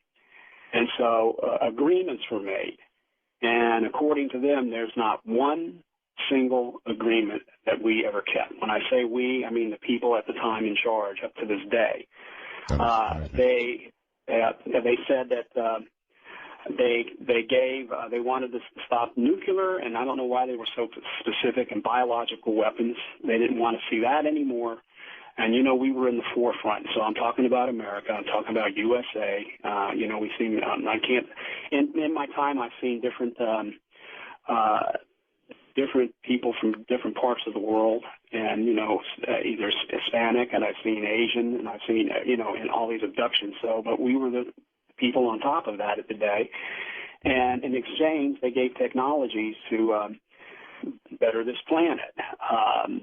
They were they could be used to clear the skies, take the toxins out of the water, just advanced stuff. To whom was this technology given? Well, they didn't say names, and they didn't point fingers, and they didn't say specific names. But it graduated to be what we would consider the darkest of the black op today. So those are the ones. In my experience, you've got three forms of government, and this is how I see it. This is how Jim sees it. We've got the government at face value, the one that we deal with every day, the general public does. Excuse me, I'm sorry, I don't mean to interrupt you, but you said, this is how I see it, and this is how Jim sees it. Who's Jim? Jim is me. Oh, I'm sorry. Okay. I thought you were referring to somebody else. Okay. Yeah, the other Jim. Yeah, no, it's me. So I see it as how Jim sees it all these years, and I surmise it to be so. But it's sensible because you have this government that we deal with every day at face value, and that's the normal government that people deal with. And I would say that 99% of them are clueless to this. You may have 1% that knows something, but most of them don't know. And then you got what I call your second form of government, which isn't quite at the black op level. These are the ones that collect the relics, collect the down crafts, back engineer things, and from the crashes and so forth. They may even have cadavers. Who knows if they even have an alien? And they think they're on top of this phenomena, and they think that they're the top secret of the top secret. But as it goes on, you have this other group, which is the blackest op of the blackest of the blackest, and they are the ones that know everything. They're the ones who have hands-on, and those are the ones that are still communicating with extraterrestrials, in my particular case, the ones that I'm talking about. And, so there's an interaction going, and there's here's the message that as it went, that when they came to people, as I said, these things later on formed. They came to the leaders, and they exchanged the technology for us to do these things, and we didn't do a single thing. And unfortunately, these were their words. That it just makes you somber, but that people have been discredited, maimed, and killed in order to keep this secret. And then they were clear to say, our hands had nothing to do with this. And they turned around to say that when they gave the technologies, what we did with it, instead of taking the technologies and removing the bombs and removing the weapons and everything, is that we made more weapons and we made money. Well, all right, I have a comment here, Jim. If they had studied us halfway properly, they would know that giving this technology, this important earth-shattering technology to the black ops people would be the poorest decision they could possibly make. I can understand that thinking in today's view, because back then there wasn't a black op. They were actually coming to leaders of the world, and however that these other things were formed. Now, that's totally understandable, and what you just said, but then again, you're dealing with people who have no clue about these things. Here we are in the 40s, and, that kind of stuff isn't going on, so they're only going to the heads of whoever the movers and the shakers are and the leaders of that day who are clueless to this stuff. Yeah, but we're dealing with people that can read minds. Yeah, well, I think what it is over the years, Art, is they want us to meet them halfway, and I think the way they are and as advanced as their cultures are, that I've figured out, and I mean it's clear to me that they just can't come at face value and it working. I think it's part of a program to get us to realize what we're doing and bring us there. Just like, these experiences have been with myself, and even they started saying we would have just given you this information, but you wouldn't have understood it that way, so I had to go through something. And I think in the bigger picture, they have us to go through things. And it's a positive thing, even though a lot of negative things take place for positive things, because human beings, we're not, we mess up. And okay, so but I mean, really, we were told, Jim, to be wary of the military-industrial complex, right? And that's who they gave it to. They gave it to, I don't know if it was particularly military at the time, but it has become something like that to this day, and we all know that. And they're saying that people were hurt for this reason. Now, here's what they expressed, and then you can, you can use this how you see fit, because I come across, I'm not a journalist, but I come with a journalism perspective in the sense that I can only tell you what I see. I'm not a scientist, but I do take a logical science point of view, and I like to see this stuff as technology and science, so I don't get caught up in, it may be demons, this, that, and all this other stuff that comes out because it's proven itself to me not. Yeah, you can only say what you know. Yeah. And so, with that being said, the technology was used for these reasons. Now, what they're claiming is that there's over the years, that there's a majority, there's a growing number in these groups that would like to come out with this information. That record this information. And but it's a simple thing, and according to them, they're afraid, and they're afraid because crimes against humanity have been committed. And if you come out and say, okay, we have these things and we'd like to come forward with some of them, and the things that they did to keep it secret, they're obviously going to go to jail, and who knows, they may be prosecuted, and they could even possibly be executed for the crimes against humanity. They're afraid. And so they advised a simple word, which is called amnesty. Amnesty. Amnesty. And in what context? Well, it's not for spiritual purposes, but for practical purposes, create an avenue for these people to come forward and not be prosecuted. Oh, I see. Okay. Yeah. The people that were given the information. Yeah, and to this day, what we're doing to keep it secret. And it's tied to a lot of things, and all these things have to be figured out. So, in my sense of it, that to me, amnesty is obviously a law that needs to come into effect, and it's a law that's a high law, a high law in our government, that if whoever comes forward with it can't be, they can't. Well, all I can say is you better get the Australian government interested in this whole thing and offer amnesty, because we can't even agree on a budget back here. Well, anyway, I like to see us be in the forefront, which is America, because I'm an American. I guess I'm a little one-sided about that. I can't help myself. I'm not, that's, you know what I mean. But, and so, that's what they put out for that to happen in order for these things to come out. And so now, we've got different campaigns going on, which make things very difficult for this. And I think, we all want to see disclosure, and disclosure is something where they can come forward. But I think you can work hand in hand with the disclosure movement, with the amnesty movement, because disclosure is saying we want the answers, but in a sense, I don't think they're going to say everything. And I think amnesty would, create that. And, sure. And that's the meaning behind it. So that's the message I give as I go all over the place for the amnesty.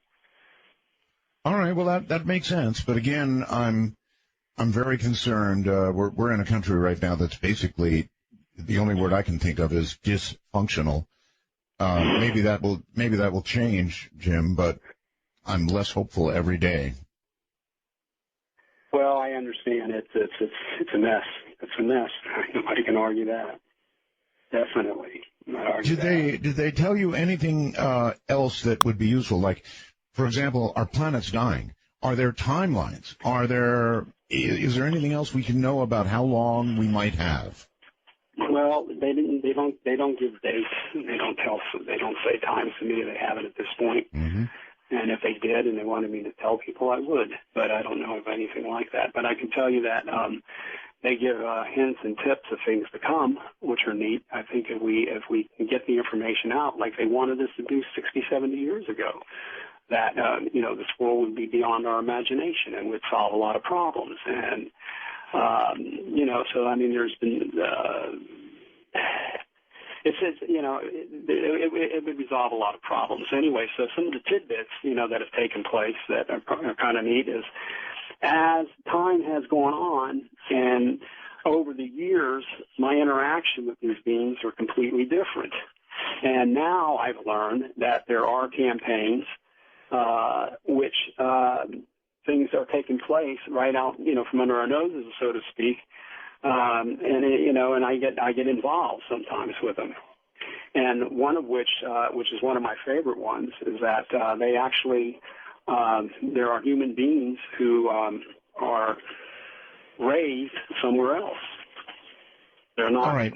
Here's a question for you that was bound to come, Jim, and people reflect back on the box that you talked about, and they ask, do you have any physical proof of all that happened to you, or anything that happened to you? Was there any physical anything? They don't let me take anything back with me. Didn't think they would. So, yeah, and that's the way I have to go forward with it. And so, yeah, no, they don't. Okay. All right. Hold on, Jim. What I want to do here is I want to open the phone lines. This is not going to be easy. I want the audience to be able to ask questions, but because of the nature of the connection that we've got to Australia, it's not going to be easy. So I'm going to take a little bit of an early break here. And, boy, that's a weird noise, isn't it? So if you want to call, the lines are now open. We're going to open them all and begin to take questions for Jim Sparks. I'm Art Bell.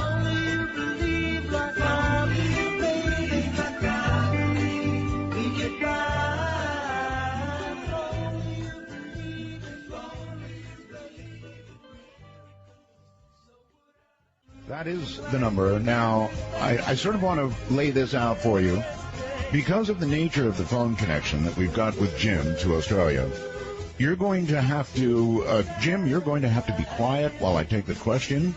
And then, caller, you're going to have to get the question out right at the beginning, just sort of issue the question, and then I'll leave the line, and Jim will answer the question. It'll have to be sort of a cooperative venture here if we want it to work well because of the nature of the phone connection. I'm sure you can all hear that. So here we go. Let's take a call right up front and say hello. You're on the air with Jim Sparks. Hello. Let's see. That would be in Mississippi. Patrick. Patrick, are you there? Going once, going twice, gone. All right, let's go to Canada and John. Are you there, John? It looks like not. Hello, John. Are you there? John in Canada. John in Canada. No.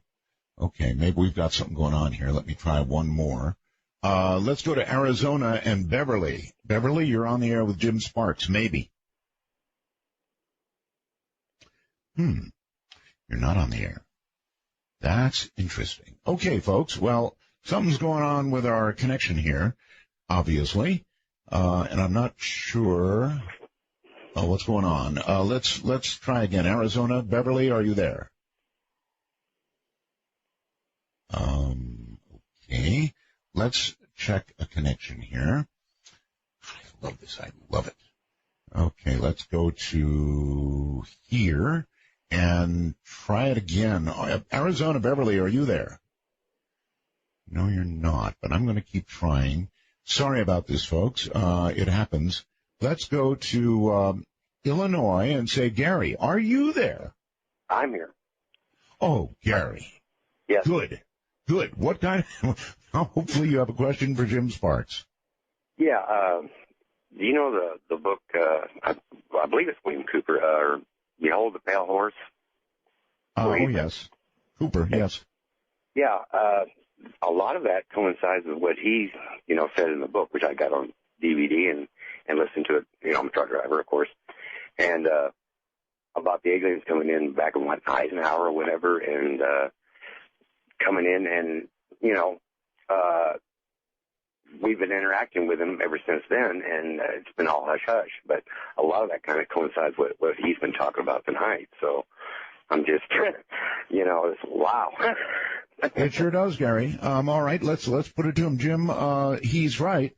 There have been many that have carried similar messages, right? And, well, actually, judging from what I've seen, there's no doubt. I mean, as far as I know, I'm one of the few, and I don't want to say the only one because I don't have a big ego. I don't have an ego here whatsoever. But as far as I know, I'm probably one of the few human beings on the planet that, I can see these beings face to face, and they communicate with me. And, as I was mentioning earlier, that, hey, this has been going on over 20 years, and it took years for me to be able to understand their nature. I mean, just simple things about them is they don't like questions. They only want to tell you things when they want you to know it. And it's not that they're the Gestapo, so to speak, but I'm constantly really, really very careful when I think about a question I might have, so I know that I can come up with something positive. So, it doesn't surprise me that other people have experience in this. So, I wouldn't doubt it. All right. Let's go to Daniel in Indiana. You're on with Jim Sparks. Hi. Hello. Hello. How are you, Art? Just fine, sir. Go ahead. I was wondering, are the aliens or the Greys, for say, unisex? Actually, that's a pretty good question. How about it, Jim? Are they unisex or what? I've never seen any genitalia. And that's one thing I can say. But meaning that I have seen them, one has to wonder if they're wearing something skin tight, which I don't think it is. I think they go around with no clothes. The Greys just don't have clothes on, the ones that I've seen, and I have never seen genitalia. But now this is something that's taken many years, that I've always felt like I was dealing with the male of the species.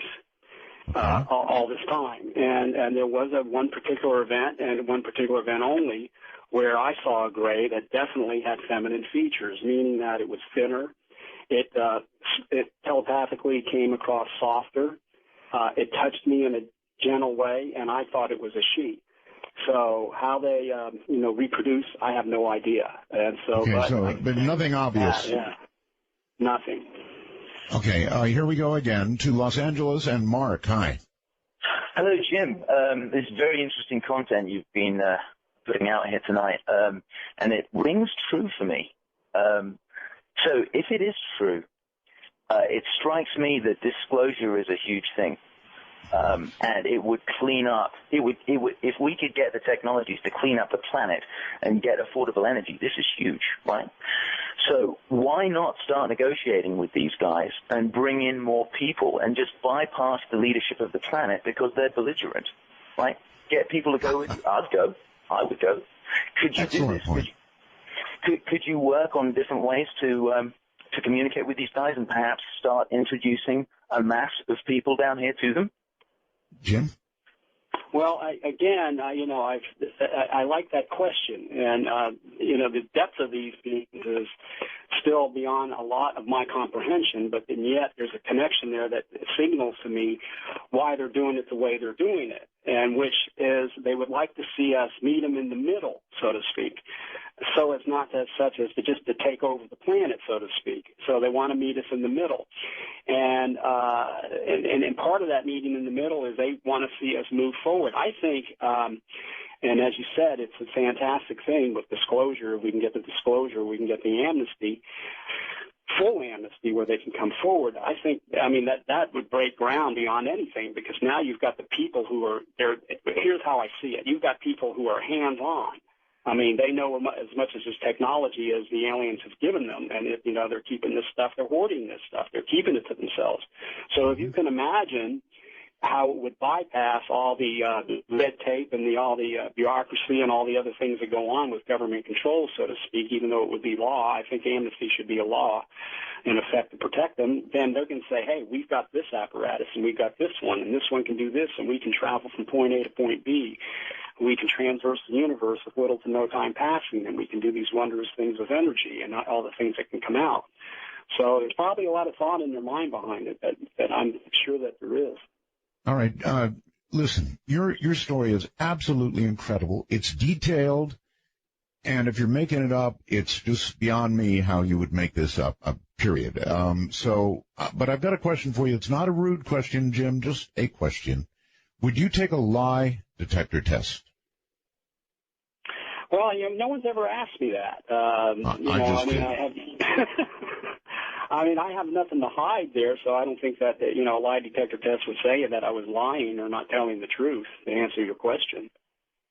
That doesn't answer my question. In other words, look, what you're saying is so important to the world, so important to people.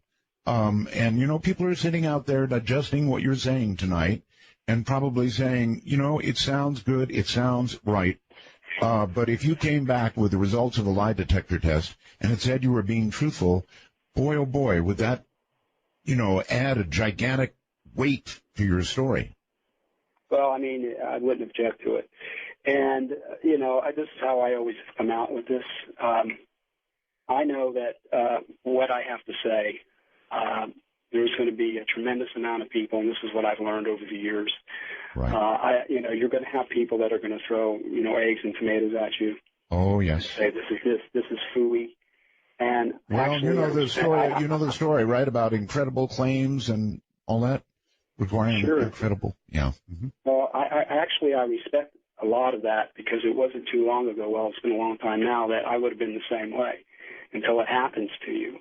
And so, but what has surprised me over the years is that it's kind of a popular thing to have me when I speak, because I'm finding out that people aren't as critical as I thought they would be, and they're not coming out that hard. So, almost all the time, I'm going to get No, Jim, it's a good message. It's an important message, and as I said, it would add a lot of weight to what you're saying. Tony, in Utah, you're on with Jim Sparks. Hello.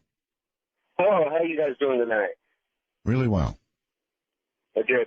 I'm an over-the-road truck driver, and I've got a couple questions. One for Jim. When was the last time that you went up? That they visited you. Okay, we're not going to be able to do this multiple question stuff, but let's have them at. When was the last time that you were pulled? Well, the interaction has been going on up to the last few months, so it's a regular thing. It's not the same anymore. Look, I don't want to sound like I'm plugging the book. I am plugging the book in a lot of ways, and I just You're want to allowed get to this plug out the book. now. Go plug the book. I don't care. Okay. If you go onto my website, it's jim-sparks.com, and you look up for listeners of the Art Bell Show. And when I wrote this work in much, much more detail than I have in a 2 or 3 or 4 or 5 hours to talk about it. And it goes into those things in much more graphic detail. And that way, a lot of these questions can be answered. And that's the reason I wrote The Keepers. And I wrote The Keepers in a way that as if it were you. And what would you do? And then you get to see what I do. And so that's the best. Yeah, that's the best thing I can do with that. All right, I have Jim, one more question. yes. One more question. Is there a way that you could recommend that they visit other people, other humans, and that's because I'm pretty sure that there's quite a few, myself included. I can speak for myself. I would like to experience something like that. Okay, it is a kind of a neat question, I guess. What do you think, Jim? If somebody actually wants to be abducted or wants to have an experience as you have had, is there a way for that to happen? This is the only thing that I know, that they pick you, and I haven't seen it any other way where you can pick them. Not to say that this doesn't go on. I can only talk within the scope of my experience.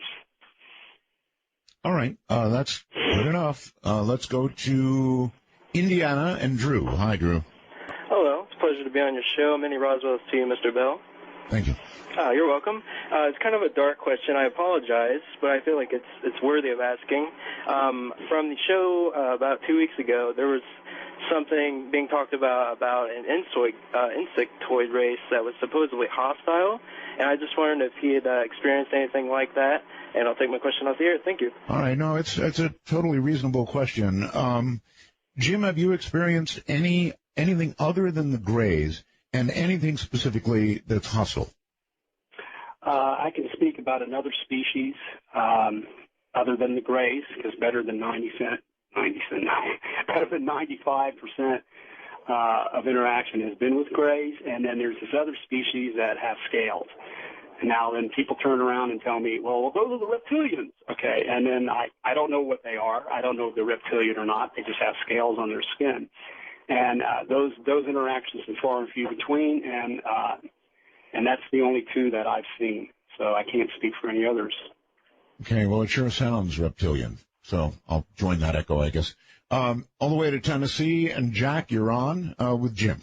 Yeah, I was just calling because I think I've had the same sort of kind of experience, but I've got some kind of technology that it might be good with Jim on about travel. I know a lot of people don't think this is crazy, but on travel it's hard to explain. But like everybody talks about the UFO sightings, how there's no sound. Well, I've sort of come up with a thing with light, travel with light, but I didn't know where to ever go with this thing here. I've had it for a while, but I didn't know if because I think there's keys to exactly what he's talking about, because I know what he's talking about, that everybody's planted with a key that was on this situation, but I've been implanted or something with a key of travel by using light. Okay. Do you know anything at all about implants, Jim? Oh, only what you know and I know. And I've never seen anybody implanted with anything. And to my knowledge, I don't have any implants in me. Okay. Do you know of implantation? In other words, you have seen them gathering samples, and presumably you've seen them doing a lot of things as many times as you have been pulled, to use that term. So you've never seen them doing operations on people, nothing about implantation. I've never seen them cutting into people ever before. And, this is something I do know and inherently know, that they can find whoever they want.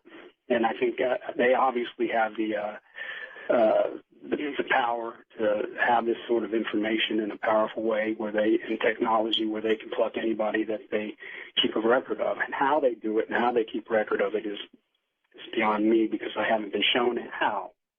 Mm-hmm.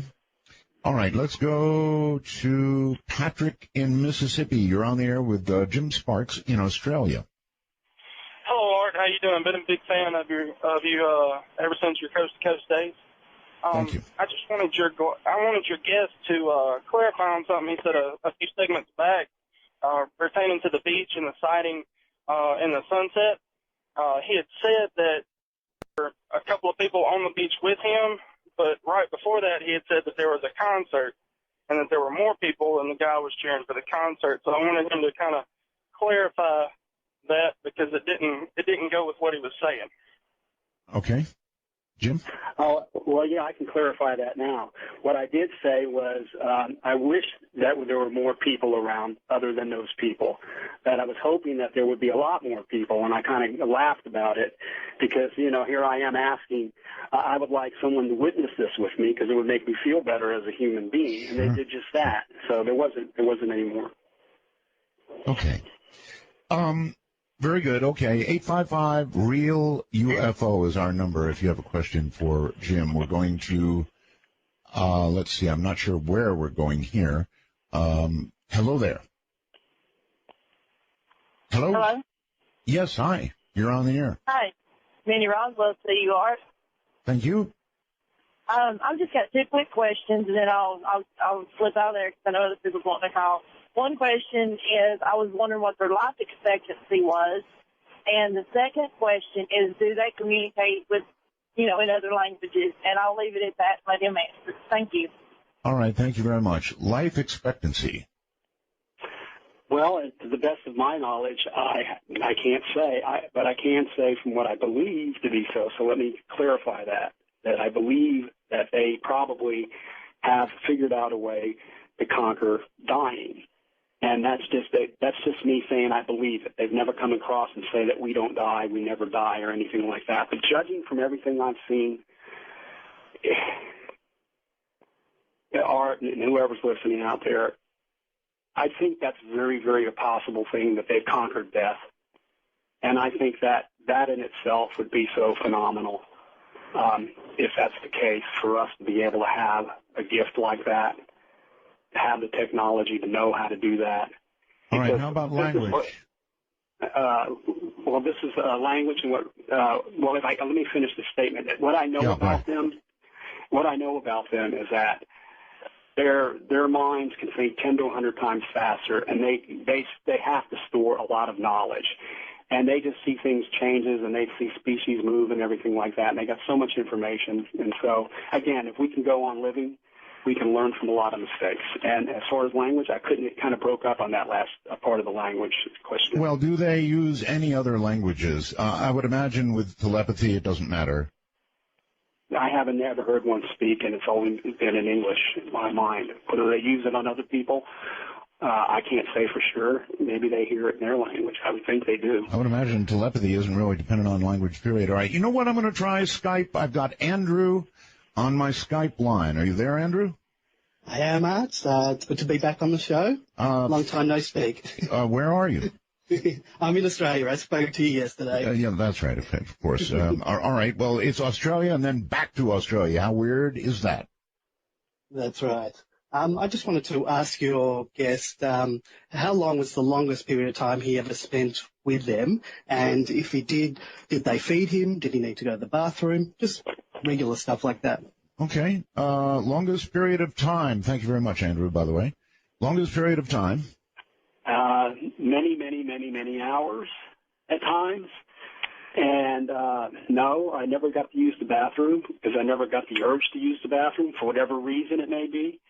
And as far as what was the other point in the question? It was the bathroom and something else.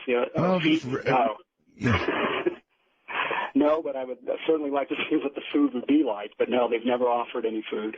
Could you give us an idea of the kind of time that these pulls involved? Some of them over the years, particularly in the early years, I would say had gone well over 6 hours, 7 hours, well over 6 hours. And those are not the normal. And that was in the early stages when they were working on me hard and, to learn what they were. And so, yeah, I was gone a pretty long time. I mean, if you can imagine 6 hours to most people, to me and you would seem like probably 25, it sure would. The circumstances, yeah. All right, let's go to Lauren in Illinois. Hey, what's going on? Well, at the moment, you are. Oh, that's it. Roswell to you, pal, and hello, Jim.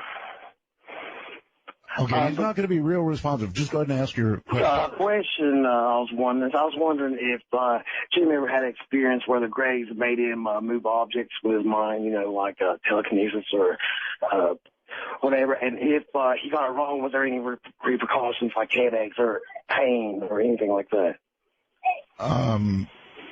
That's two questions. Something about headache and pain?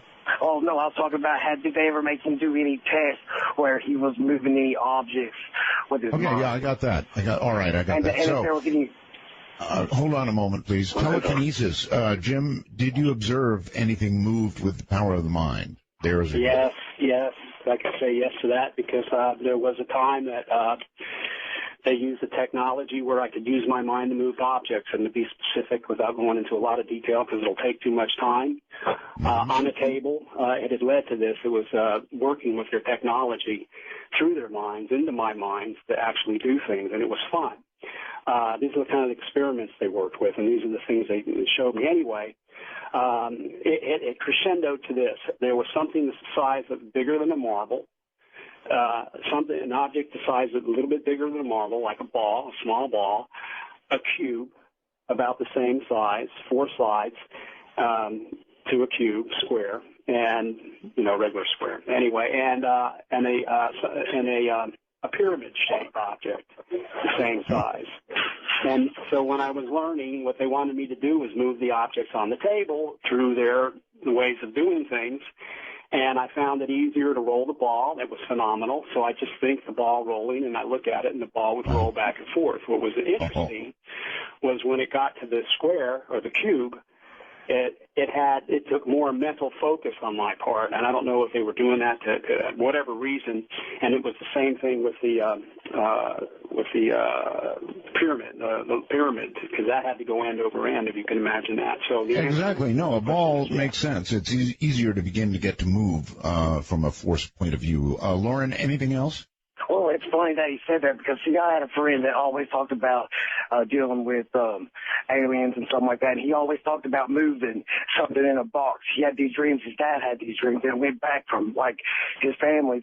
And he was talking about moving this, like, liquid, metal liquid or some kind of substance in this box. And if he got it wrong, they would give him headaches and stuff like that. And, I see.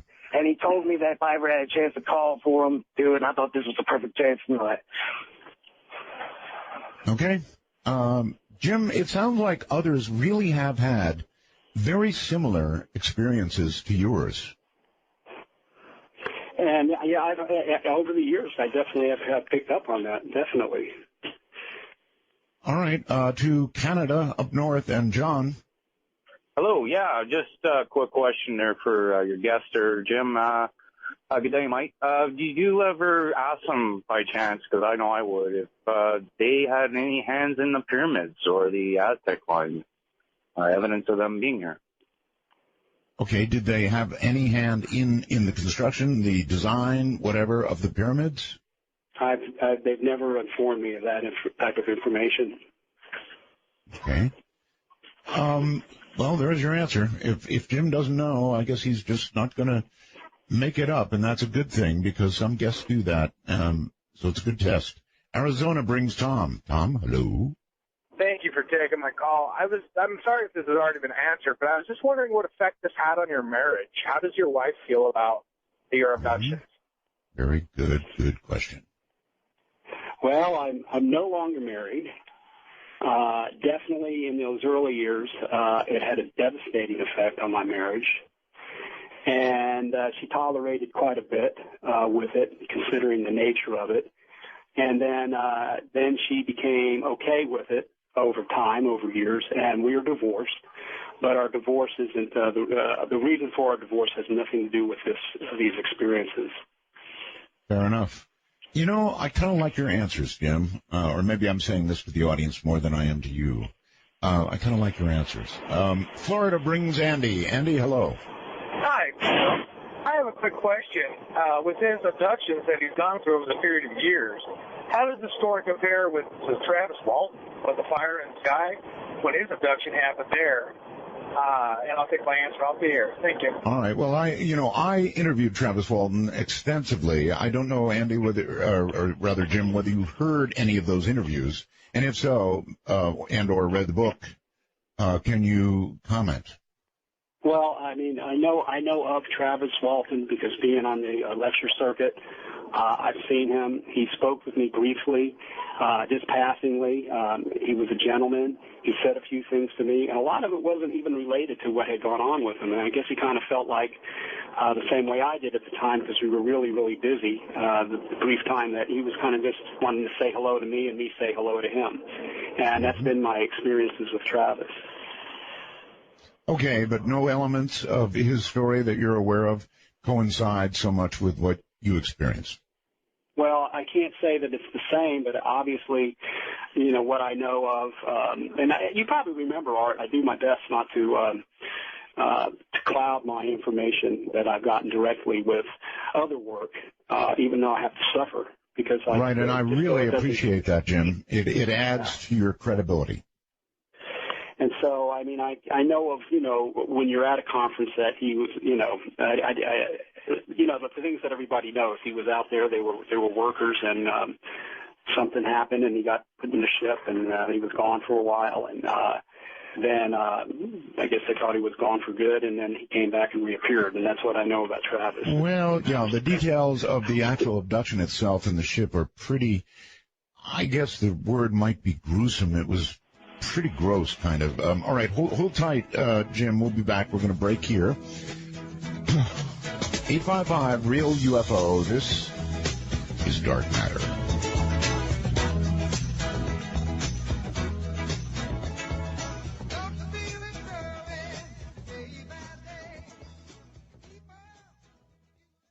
I played this so I would remember to ask Jim the following question.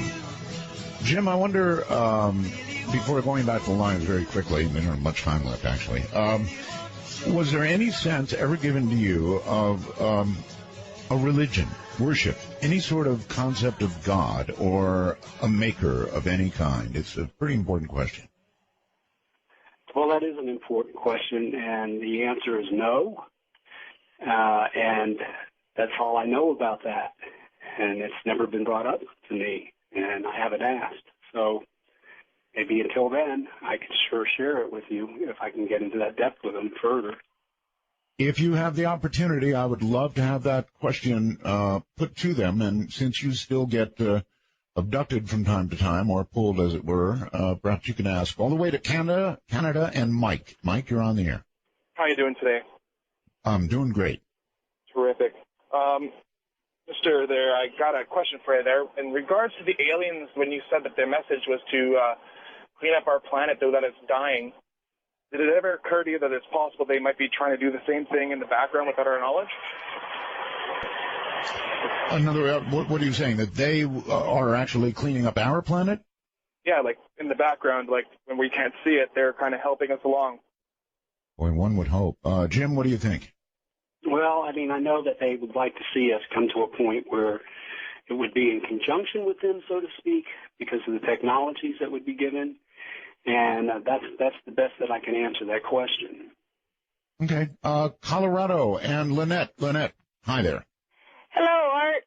I wanted to ask Jim if he could remember what the room on the ship felt like, or what the walls felt like, or what kind of sounds they heard. Was it a metal sound to the room, or any of that? Okay, sort of a contextual question. Jim? Well, you know, what comes to my mind first off is the air filtration system in the room, and it was not consistently circulating fresh air at all times. So in the room, meaning that it would start to get a little bit warm and a little bit almost like a dampish feel. It may be from exhaling, not to say that I was starving for breath, and I wasn't. And then there would be a whish of fresh air coming into the room, and it would be cooler and a lot more comfortable. So that I can say for the feel of the room. Okay, what about smells? If the air circulation was lacking at some point, there must have been occasionally smells. Do you recall anything? Well, I mean, I think a little bit of my perspiration was there, and of course, you know, when I described the black box, the gift. Right. And that terrible stench that came out of it. But, you know, that's the reason, because, you know, extracting that kind of garbage and toxins out of your lungs, obviously, it's going to smell terrible. You bet. How are your lungs now, Jim? Well, actually, they're in pretty good shape. I can't complain. So you, I take it that you grasped the opportunity with clean lungs to cast away the cancer sticks. I don't smoke as much as I used to. As much? Yeah. Okay, well, missed opportunity. All right, to Michigan, I guess, now, and John. Art, nice to talk to you. How are you tonight? I'm just fine, thank you. I've got a question, I guess, maybe for Jim and for you, I guess. This is something that happened to me, but he had made mention about fish scales, correct? Was it like skin, or was it something he saw? Well, he said scales. He mentioned another breed or another type that had scales. This just a quick story of something that happened to me. And I'm on a riding lawnmower, and I see this fish scale kaleidoscope in front of me, and then it takes over my vision. I try to get rid of this, whatever it is in front of me. I jump off my riding lawnmower, and for whatever reason, this took over my vision. And then there's no recollection of time from when I walked back from my riding lawnmower to my house, which my house is 200-300 yards away from where I was mowing the lawn. John, we're so out of time. You probably should have tried to mow it down. I'm sorry, we've got to leave you at that point. So one last, perhaps, let's go all the way to New York, back to the East Coast. Mike, you're on the air very quickly. I just wanted to know, did they ever give him any idea of where they're from, any visuals or anything? Okay, fair enough. Any idea of third planet to the right, Zeta Reticuli, whatever? No, they never once gave me a pinpointed a place that they're from. And I know they have technology that uses other dimensions to travel and move around in, as I mentioned earlier, and that may be a different space and time, but they've never come forward to me to say we're from some particular point in some place in space. All right, book plug time. I want to give you a chance to plug your book. It's only fair. The title of your book is? The Keepers. And get it where? You can get, you only want to go to jim-sparks.com. And the reason I say that is because if you go to jim-sparks.com, a lot of the funds go to me spreading the word about this alien message, and anything I can get from it, that's what I do with it. So any other method is a little harder on me. But, you know, you get it wherever you can. But that's the book, The Keepers, and it's on jim-sparks.com. All right. Well, you were really a trooper to come on from Australia. I can wish we had a better connection, but here in the latter part of the show, it wasn't all that bad, Jim. So, again, as always, thank you so very much for coming on the program. And, boy, that's some detailed story you've got there, buddy. Well, thank you, Art, and the pleasure has been mine to be a guest on your show. Good night. Or good day, I guess it would be, in that part of the world. Well, I'm looking forward to tomorrow. It's going to be an interesting program indeed, and we're going to be getting all the information from Tobias Griff, all the really good info that he promised he would keep just for us. Tobias Griff, tomorrow on Dark Matter. For tonight, ciao, baby.